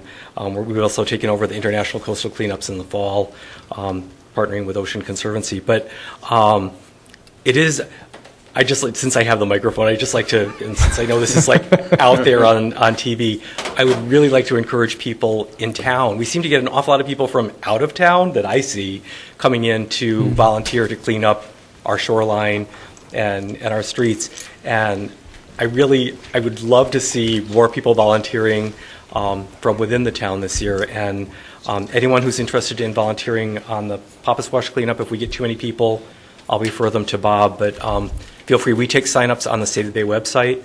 So savebay.org, they can look it up. We've actually had calls, we've had people calling us directly in front of the volunteer manager at the office, and she's been fielding calls from people looking to volunteer in Bristol for our cleanup, and we hadn't been able to post it yet because I promised Bob that until this went public that, we'd keep it off our website. But as of tomorrow morning, we'll be advertising, and hopefully we'll get a really good turnout. Wow, So awesome. thank you. Well, I know that Councilman Stewart, Councilman Sweeney, and myself were there last year in the rain, along with a multitude of people, and there was a tent out there was coffee, there was donuts, and there was a great feeling when you were done, and dirty and wet and exhausted, but you know you did a good thing. So come out, hopefully it's not raining that day, right? No poncho. He was there too.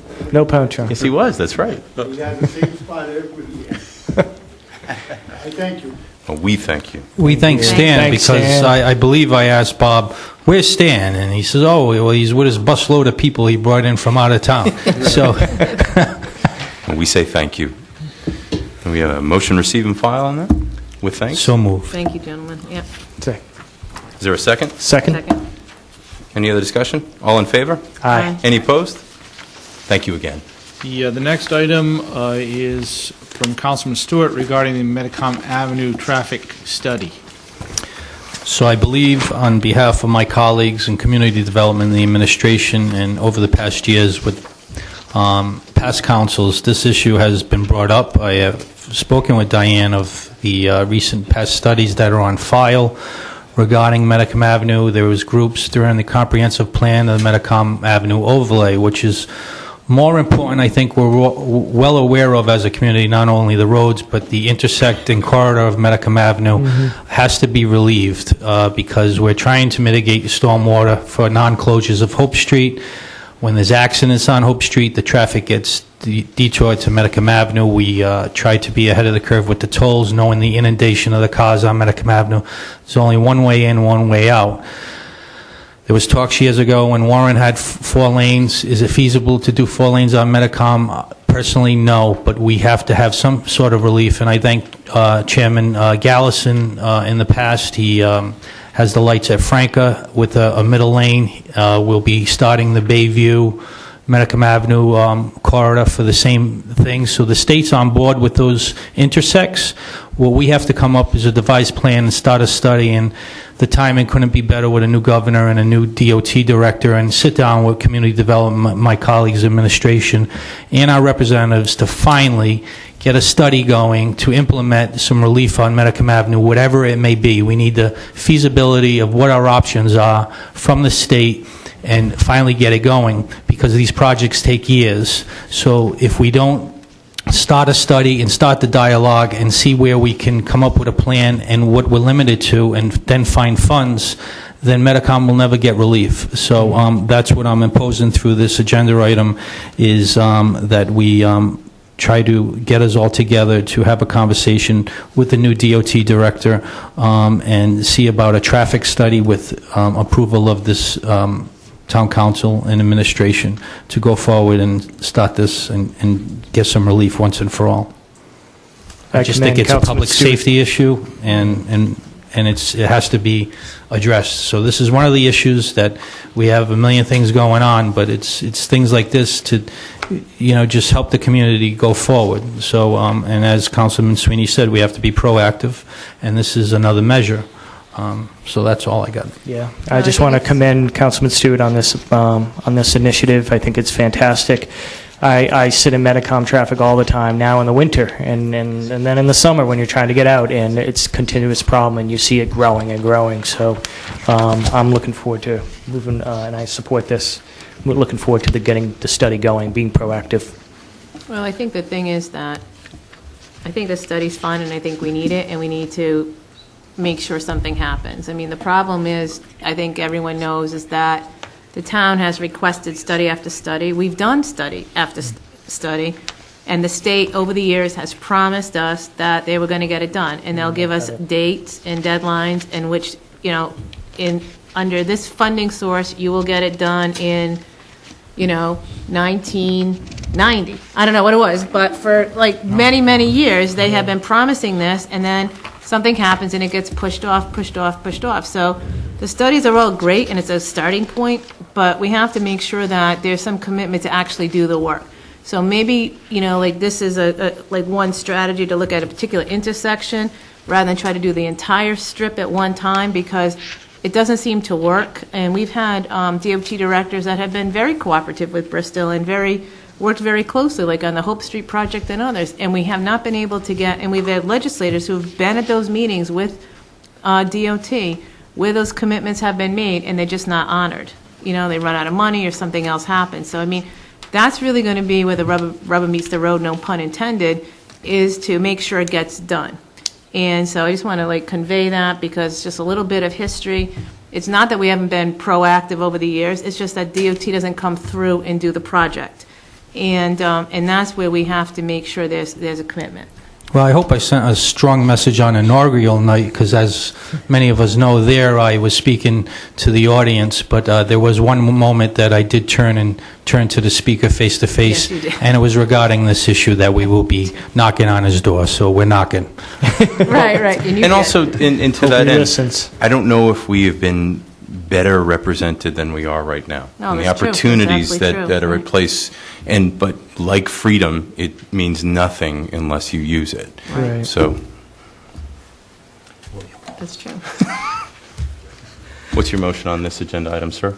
I would just like to continue it for further study and I guess try to come up with a date where we all can get together and reach out through our clerks to the DOT director and Diane. Maybe we can orchestrate this together.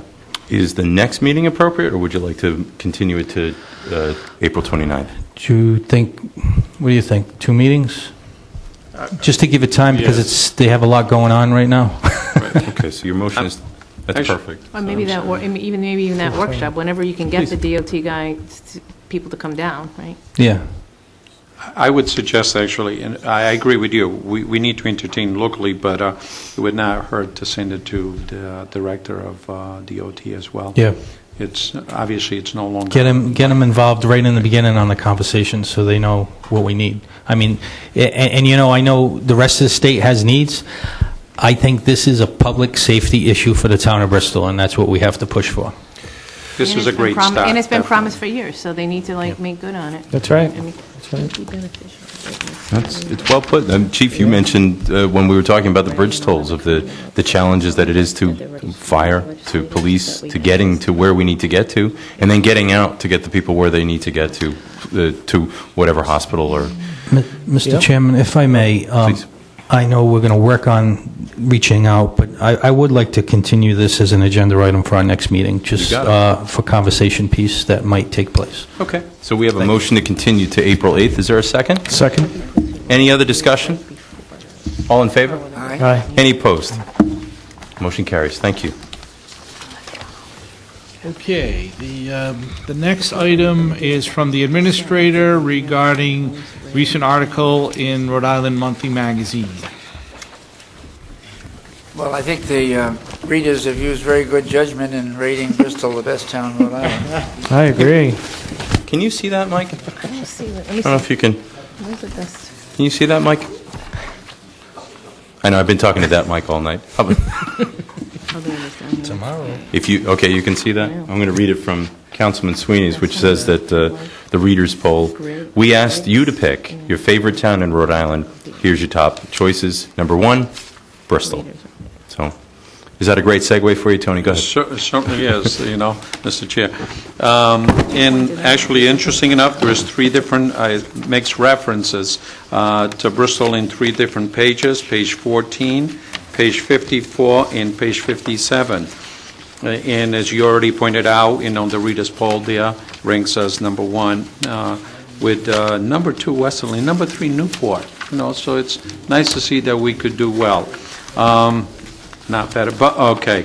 On waterfront wonders, they also make reference to Bristol. They talk about the outdoors, the shopping, the restaurants, and famous residents. Could we take a guess who the famous resident would be?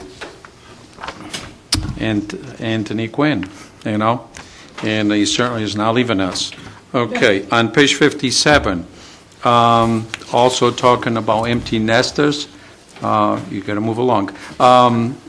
they also talk about Bristol, and it's quite interesting. There's a piece there, but one of the things they talk about, they talk about real estate property tax, high school ranking, 13, the property tax 1306, and overall is good. They talk about the bike path, the shopping strolls, and so forth. So it's wonderful news, and it's always nice to celebrate, but being recognized by Rhode Island Monthly Magazine certainly is a nice honor. Excellent. So I think in the aftermath of that, we should consider it more of a challenge to get even better and hold on than to be too satisfied about ourselves. Correct. So true. Yeah.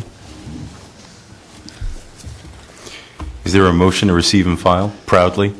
Absolutely. I motion that we make sure that in receiving it, it's available to the public in the town hall. Is there a second? Second. All in favor? Aye. Any opposed? Motion carries. Thank you. The next item, Mr. Chairman and members of the Town Council, we have several bids for this evening. The first is the bid 819. This is item J1, spring tree planting. There are two bids submitted. The first is from Central Nurseries of Johnston, and the bid amount of $18,927.50. And the second from Samuel Kinder and Brother of Bristol in the amount of $13,799. Move the bids be referred to the town administrator to act in the best interest of the town. Second? All in favor? Aye. Any opposed? Motion carries. Okay, the next is this is bid number 820, agenda item J2, for emergency paramedic medical services. You have the bid submitted by Lifestar Medical Transportation LLC of Lincoln. In year one, $445,000, year two, $535,000, year three, $585,000. And the second bid from Paramedic Systems of Bristol in the amounts of, for year one, $390,000, year two, $405,600, and year three, $421,824. I think it's very rewarding that Paramedic Systems, which has served this town so admirably for many years, is also price competitive and pretty much holding the line. I think that's tremendously helpful to our town, and I would move to refer this to the town administrator to act in the best interest of the town. I'll second. Any other discussion? All in favor? Aye. Aye. Any opposed? Motion carries. And the third one is item J3. This is bid number 821 for kitchen cabinets and countertops for the fire department. We have one bidder in the name of House of Kitchens LLC from Warren, Rhode Island. The bid amount of $39,032. Lou, could you just explain what is the relationship between J3, J4, and J5? They all seem to me to be about the similar subjects. Well, J5 is for a natural gas generator, but the 3 and 4, I believe it's just a difference of scope in each of these. I haven't read the specifications specifically, but perhaps the fire... The chief is, fire chief is going to come up and... He can explain a little bit more. Is one of these to fix them and the other to replace them? Yeah, it looks like one's the product and one's the installation, is that what it is? One is the product and the other is the installation. It's for 4 kitchens, to upgrade 4 stations in order to do that. Does that mean you would perhaps accept both of these? We would accept both of them, depending upon how they work out. Each of them is going to stand alone. Take one station, we'll get a quote for the cost of the cabinets for that station, removal of the kitchen cabinets and countertops in there. The second part of it, once we agree to a price for that, would be for the installation, which would be a piece of the second. If both of these are accepted, that would be $51,000. Does that seem logical? I would say yes for 4 kitchens. Because we got one quote, we have the capability of speaking with them in regards to these dollars, correct? I'm going to segregate it out. We went and we got quotes for what's it going to take for, get a CAD drawing for each of the kitchens If One it's is single bid, you're quite at liberty to negotiate. Pardon me, sir? You're at liberty to negotiate these. I believe we could do it, and it's going to go, when they quote us for one, we're going to negotiate each one separately. It's built in that fashion. So, not to have, it's not going to be a push a button and get all four of them. It's going to be one at a time relative to funding available. Not do each of them. We've been putting in money each year to do it, and we're at that point where we should be able to pull the trigger and do it. But we felt it would be better than to have one person quote the cost of the cabinets, and measure everything out, and we could have that delivered, drop shipped, and then when we're ready, we could have someone come and do the installation and those sort of things, instead of a build to print, if you would. So this should cover, because you made that clear in the documents, that this should cover all four of those kitchens. Absolutely. The installation and the product. Correct. Should One be. is for the Right. product, and Right. the other is for the installation. But I mean, by the end of this money, or whatever you negotiate, they should all be done, installed, and everything. That's correct. Right. This is for the Everettis, the Defiants, the Right. Dreadnoughts, and the Hydes. So, Thank many you. of them have never been done in my... Thanks for I the know in my clarification. time, 20 or 30, 40 years. Which one? Yeah. Which one was that? Anyone, Oh. especially the Everettis, that's been down there forever. and We're bad. deteriorating rapidly inside. And you use the kitchens a lot. I commend your fellow They're firemen. there all the time. You know, you go in there, you can get a cup of coffee, play a game of cards. The important thing is the roll of truck. That's right. That's right. That's important. I just go for the dinners. After that. I don't know the other stuff. So is there a motion in regards to this bid? Yes, so moved to send to the administrator and the department head. I'll Act second the in the motion. best interest of the town. You second that? Yes. Any other discussion? All in favor? Aye. Any opposed? Motion carries. Okay, We look forward to seeing it, Chief. Item J4, bid 822 for the replacement of the kitchen cabinets and countertops. Again, one bidder, Legacy General Contracting of Warren, in the amount of $12,240. I have to remove myself from this? I'll make the same motion because actually I was thinking. Okay. There's a motion. Is there a second? I'll second. Any other discussion? All in favor? Aye. Any opposed? Motion carries.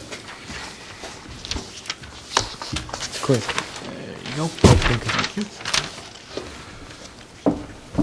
Welcome back. And Stay right item J4, bid number 823. This is for a 80-kilowatt natural gas generator. You have one bidder, Wayne Electric Incorporated, in the amount of $59,474.01. Move to refer this to the town administrator and staff to act in the best interest of the town. Second? There's a motion and a second. Any other discussion? All in favor? Aye. Any opposed? Next, Motion passes. item Thank you. K1, you have the periodic report concerning the Bristol County Water Authority provided by William Goslin. Well, Mr. Chairman, it's either myself or probably Halsey that's going to make a comment on this, so... Seems that it's you, sir.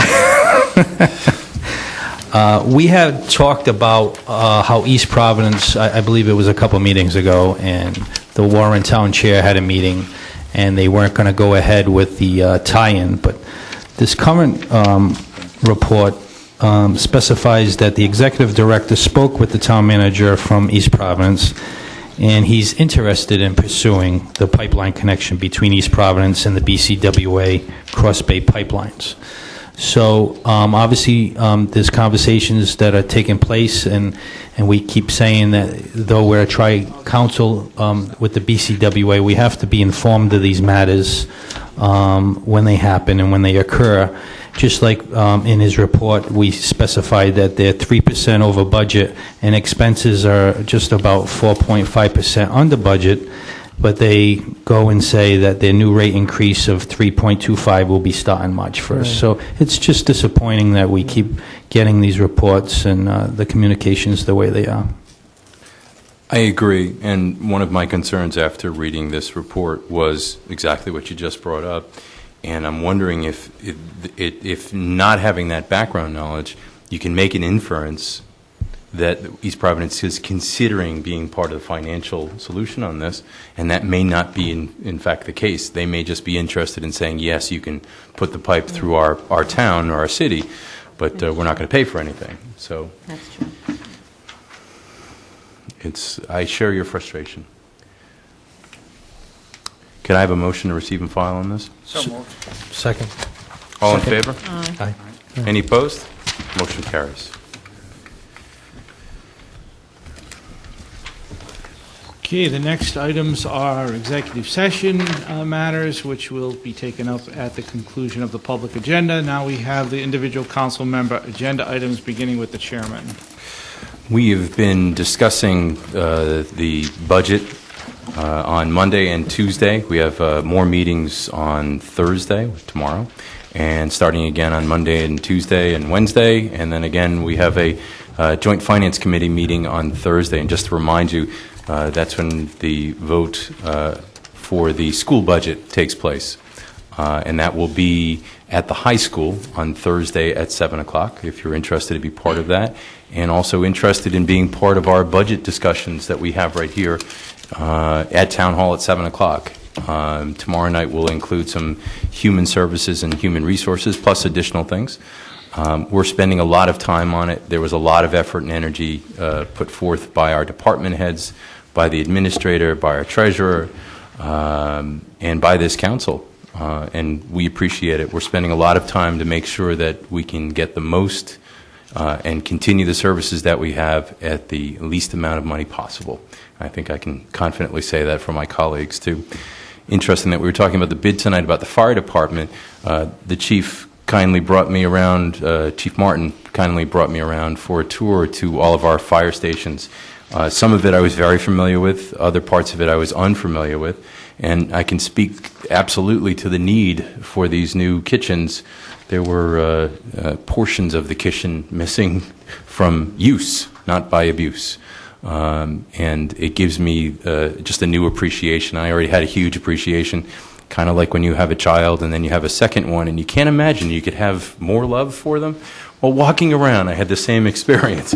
It's impressive how much these guys and these girls give back to the town, and we're very lucky to have them. And it brought in mind how lucky we are to have them. So thank you, Chief. Very nice. All set? I'm all set. Mr. Sweeney. I just wanted to congratulate Diane, Ed, and Walter Burke on the Health Equity Zone Yes. grant. Fabulous, Spectacular. fabulous. They received $132,000 and can apply up to $400,000 for the next three to 4 years. And you're probably saying, well, what is this grant? Well, what it can do is it can help anything related to health. So anti-smoking, kids with obesity problems, or exercise classes at Quinta Gamlin. So what it's going to do is it's going to infuse money to help these wonderful organizations take off in town. It's going to make the community even better. So what I heard is the next step is you're going to do an analysis between Warren and Bristol and to kind of find out where those gaps are and move forward. But I'm just so excited that you guys were able to get a hold of the grant, and congratulations, and we're lucky to have all three of you. Yeah. And just a quick update on the LEDs. National Grid will be doing a cost analysis on every building and street light, and we're moving in the right direction to save money. And I think it's a great initiative, so we'll be hearing more on that. So I'm just glad it's moving forward in the right direction. If I may add something Sure. on that, Yeah. to that end, not just LEDs, as Councilman Sweeney brought up, but he also said energy savings. That includes heating and cooling. So there's a potential for additional savings, and the benefit obviously is saved dollars, and it's also better for our environment, too. Definitely. Thank you. Where we can save money and be more efficient, that's where we want to be, right? Absolutely. And I just want to thank Mike and I want to thank Archie. And I want to wish everybody a happy Easter, and hopefully it's a warm Easter, and hopefully no more snow. So, although there's some predicted to come down the road this week, but hopefully we'll get rid of it. But thank you, that's it. Ms. Perella. Well, I'm glad that we got the grant, and I think there's a lot of, great activities that can go on as a result of that collaboration, and it's a planning grant as well as in activities that can go on. So, and it's not an outcome of the meeting that Dr. Fine had, but it definitely, when they had that forum of the community forum, Tony was there, I was there, he mentioned, well, I was speaking to him afterwards, and he said, I hope Bristol goes after this grant. And he said, the town, you guys are so ready, you got all the pieces in place, and so I'm glad that the town did go after it, and that kind of comment to me indicated that he had a real interest in potentially funding us. And so I'm glad that worked out. Other than that, and it's hard to believe that spring is in 2 days because it's really, really cold and windy today. And so I just want to wish everyone a, happy spring, happy St. Joseph's Day, which is tomorrow. Happy St. Patrick's Day, belated St. Patrick's Day, which was yesterday. And we were joking earlier because all of the gentlemen sitting here, most of them, because the chief wasn't at the meeting, and I don't think he could really change his uniform up anyway, but at our budget hearing yesterday, our administrator and our clerk were quite festive. Festive is a nice way to put it. So tomorrow we expect the same festivity at our budget hearing, only in the St. Joseph's colors. So the luck of the Irish. Right. And to wish everyone a happy Easter and a happy Passover, which I just had looked up the dates for Passover, and they coincide this year. And so we'll look forward to both of those, and hopefully there will maybe there'll be most of the snow will be melted by then. We hope. It doesn't have to be warm, it just has to be maybe. So that's all I have right now. Mr. Stewart.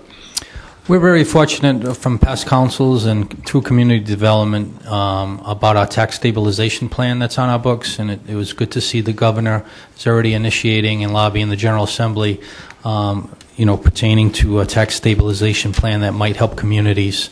So it was good to see that she's going after that. That's something we can probably work with her and prosper from with our tax stabilization plan. Also, my colleagues had talked about the budget and the things such as LED or tipping fees from recycling. Also, I would like to initiate and I had talked to this with Jim Glusker to revisit the solar caps at our landfill, because when we're going through budget items such as our compost facility, our new animal shelter, the transfer station, there's opportunity, and especially when we were talking about our contract, our new lease for the energy rates. This is another study that we might benefit from cost-saving measures as a whole as a town, and use as an outlet for when we have our budget items such as our utilities, because we see year in year our utilities increase within each department. Mm-hmm. So we have to have these cost-saving measures, look into them and see if they're worthwhile. So we as a council and administration are not leaving any stone unturned. Well put, sir. Yes. With that, on March 28th at Blythewell at 10 o'clock, Parks and Recreation will have their annual Easter egg hunt for the young ones, kindergarten through grade 5. So if you have children, please head down there for that Easter egg hunt. On the same day, Saturday, speaking of energy, it's the World Wildlife Fund Organization National Earth Hour from 8:30 to 9:30. We all can, whether it's your lights in your house while you're watching TV, just try to conserve energy for an hour as a whole, as a nation. So I think that's a good initiative on the night of the 28th. And with that, I wish everybody a happy Easter, and thank you, Mike Davis. Thank you, Mark. Thank everybody who came out tonight, and thank everybody who's watching at home. Thank you. Maybe they should turn the TVs off and the lights. True. He was talking about while they're watching TV. Take advantage of Diane's grant and get out there. Which one is Pull the plug on everything. more electricity? I'm not sure which. Mike, the lights. do we televise this meeting between 8:30 and 9:30 on Saturday evenings? Oh, we do. People should use their kerosene. No. You have to show us yours. No, I have to see I don't that. want to see the chief's face over in this, no. Not kerosene, if you can help it. That's Thank you. not safe. Mr. Harrisoff. I'd like to just state some of the obvious about our duty as decision on the budget, and this particularly for the television audience. Many of us have stated before that this is a difficult year in the budgeting. We've received a very thoughtful and thorough and careful presentation from the town administrator and the treasurer. And as the chairman here has stated, we've been working at that very carefully this week, Monday, Tuesday, and we'll be back again Thursday, and finishing up next week, hopefully. But the reason this is a difficult year for us is from several factors. Number one, we have agreed with Warren, and the voters have ratified in the last election, a modification to the formula for distribution of the support of schools by the respective towns of Bristol and Warren. And there's a good deal of opinion one way or the other whether this was a wise move, but the end result of it is, in seeking fairness, that Bristol is hit with a larger proportion this year for the school support than has been the case recently. And then further in regard to the school budget, there are sort of three factors there, that there continue to be some reductions in the support of the state of Rhode Island for the Bristol-Warren regional school system. Some of that's controversial, and yet it's very difficult to make improvements in that. And secondly, of course, we recognize the schools have been doing a good job in the last few years. Scores are up, graduation rate is up, and I think the management of the schools is demonstrably better during the last 5 years and this year than it has been in the previous periods. But nevertheless, their costs do sneak up a bit, and they're also proposing some new initiatives, which may not be totally approved, but hopefully might be approved to a limited extent in order to at least explore the new initiatives. So that is a definite factor, and we have to, once by next Wednesday, a week from tonight, we've got a better handle on our own budget, we'll have to be participants in the vote for the school budget the following evening, as the chairman has announced, on the Thursday the 26th. The other factor, though, in our problem this year with the budgeting is that I think wisely this council, as is previously comprised, along with the previous council, have recognized how hard put our Bristol citizens are during the recent recession, which was a lengthy recession, a lot of people out of work, a lot of people struggling. And as a consequence, we took advantage of the fact that prior to that, Bristol had acquired a very satisfactory and even greater than necessary surplus, which we were able to hit. And we've been taking, these last few years, $1 million plus or minus each year from the surplus to help pay for our needs and keep up our services without having to raise the tax rate much. We can't do that again this year because at this point the surplus is at a level which is just satisfactory to the New York City bond agents, and it would be imprudent for the town of Bristol to sink below that standard for fear that our very high and desirable bonding rating might be reduced. We don't want to let that happen. So there's the problem, and we have to find a solution. There will have to be some increase in taxes, but we all of us at this table fervently hope that that'll be as minimal as possible. We're striving to reach that situation. And anyway, one of the reasons for announcing all this, which is in many respects repetitive of what we've said before, is to urge you here in the hall and you on observing on television, talk to us. Every one of us gets stopped on the street or gets a phone call about the budget But this is a time period when we really want to hear from you these next few days. We can't promise to do everything you ask for, but we can certainly promise to listen to what you say, and we want the input to help the council to solve what I think is fair to consider as a budgeting crisis, which we have. So we'll do the best we can. I'd like to comment a little bit about the reason for these potholes that we've discussed here. I had occasion last Saturday to drive from South Carolina 800 miles all the way to Bristol. And as I got up into Virginia with a little snow, and New Jersey with a little snow, and New York a little more, and Connecticut there was noticeable snow, and the west side of Rhode Island had some piles of snow. But when I got to Bristol late Sunday evening, I couldn't believe it. We've got more tall, deep piles of snow than any other town I saw in 800 miles of driving. Now, maybe Boston has as much or more than us, but I don't really think there are many towns that have suffered as much as Bristol in coping with this winter and the amount of snow that's here. And, of course, as you all know, some of it's still with us. Anyway, the good news is that spring is coming Friday, and it's going to be 17 degrees tomorrow morning, but things are going to get better. And I join my colleagues in wishing you to have a fine Easter, which also I hope the Lord will make a warm Easter for our sake. I hope so. I hope so. Could use some flowers. Yeah. March Madness. Well put, sir. Yeah. Good job. Town Administrator agenda items. I would like to start by recognizing a team effort. We had recently an issue at Belltower Plaza where a roof collapsed due to a unit on the roof, and we had quite an effort on the parts of Richard Pimenta, our building inspector, the fire department, police, and Director Galuska as well.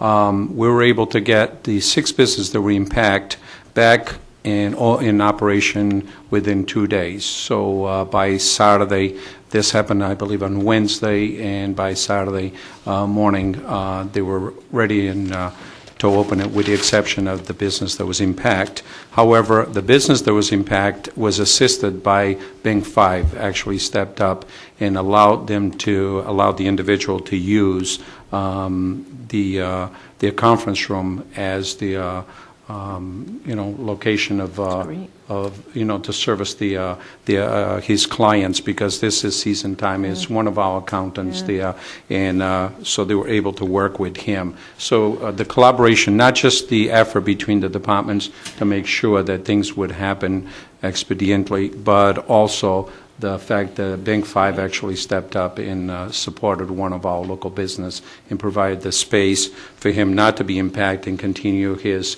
tax preparation. As you know, this is the time of the year for that, and if anything, he was very much impacted, or would have been very much impacted. My understanding is he has moved back to the old location that he was in before.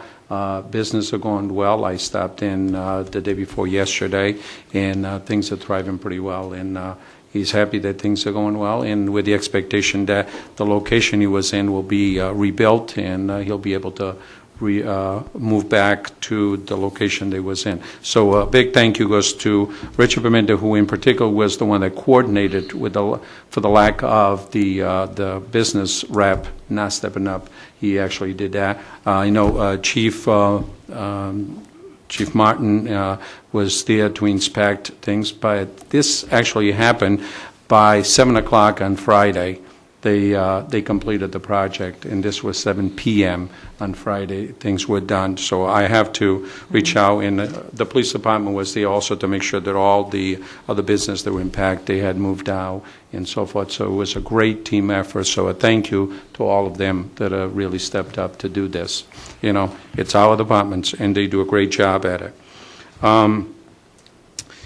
The other piece is the compost. Workers from compost, as you know, we don't collect yard refusal at this point. So we've had a few of our workers that have stepped up and were asked, actually, to do some work at the Byfield.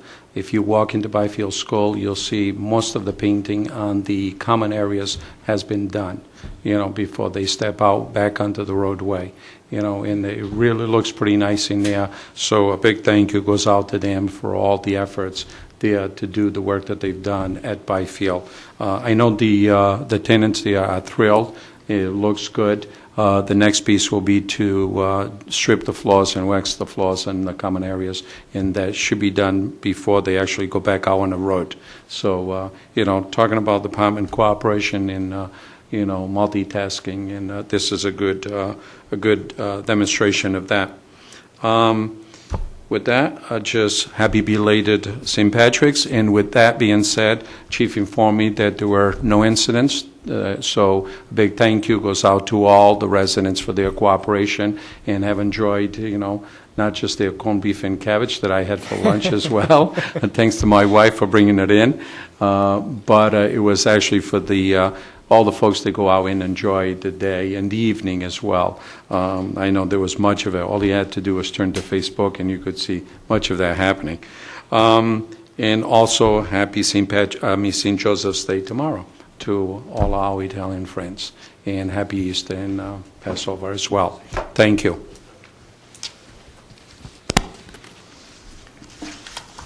The motion would be to adjourn to executive session pursuant to 42465A2 relative to litigation involving Clipper Way and potential litigation involving Messiah Company. So moved. Second. All in favor? Aye. Any opposed? Thank you.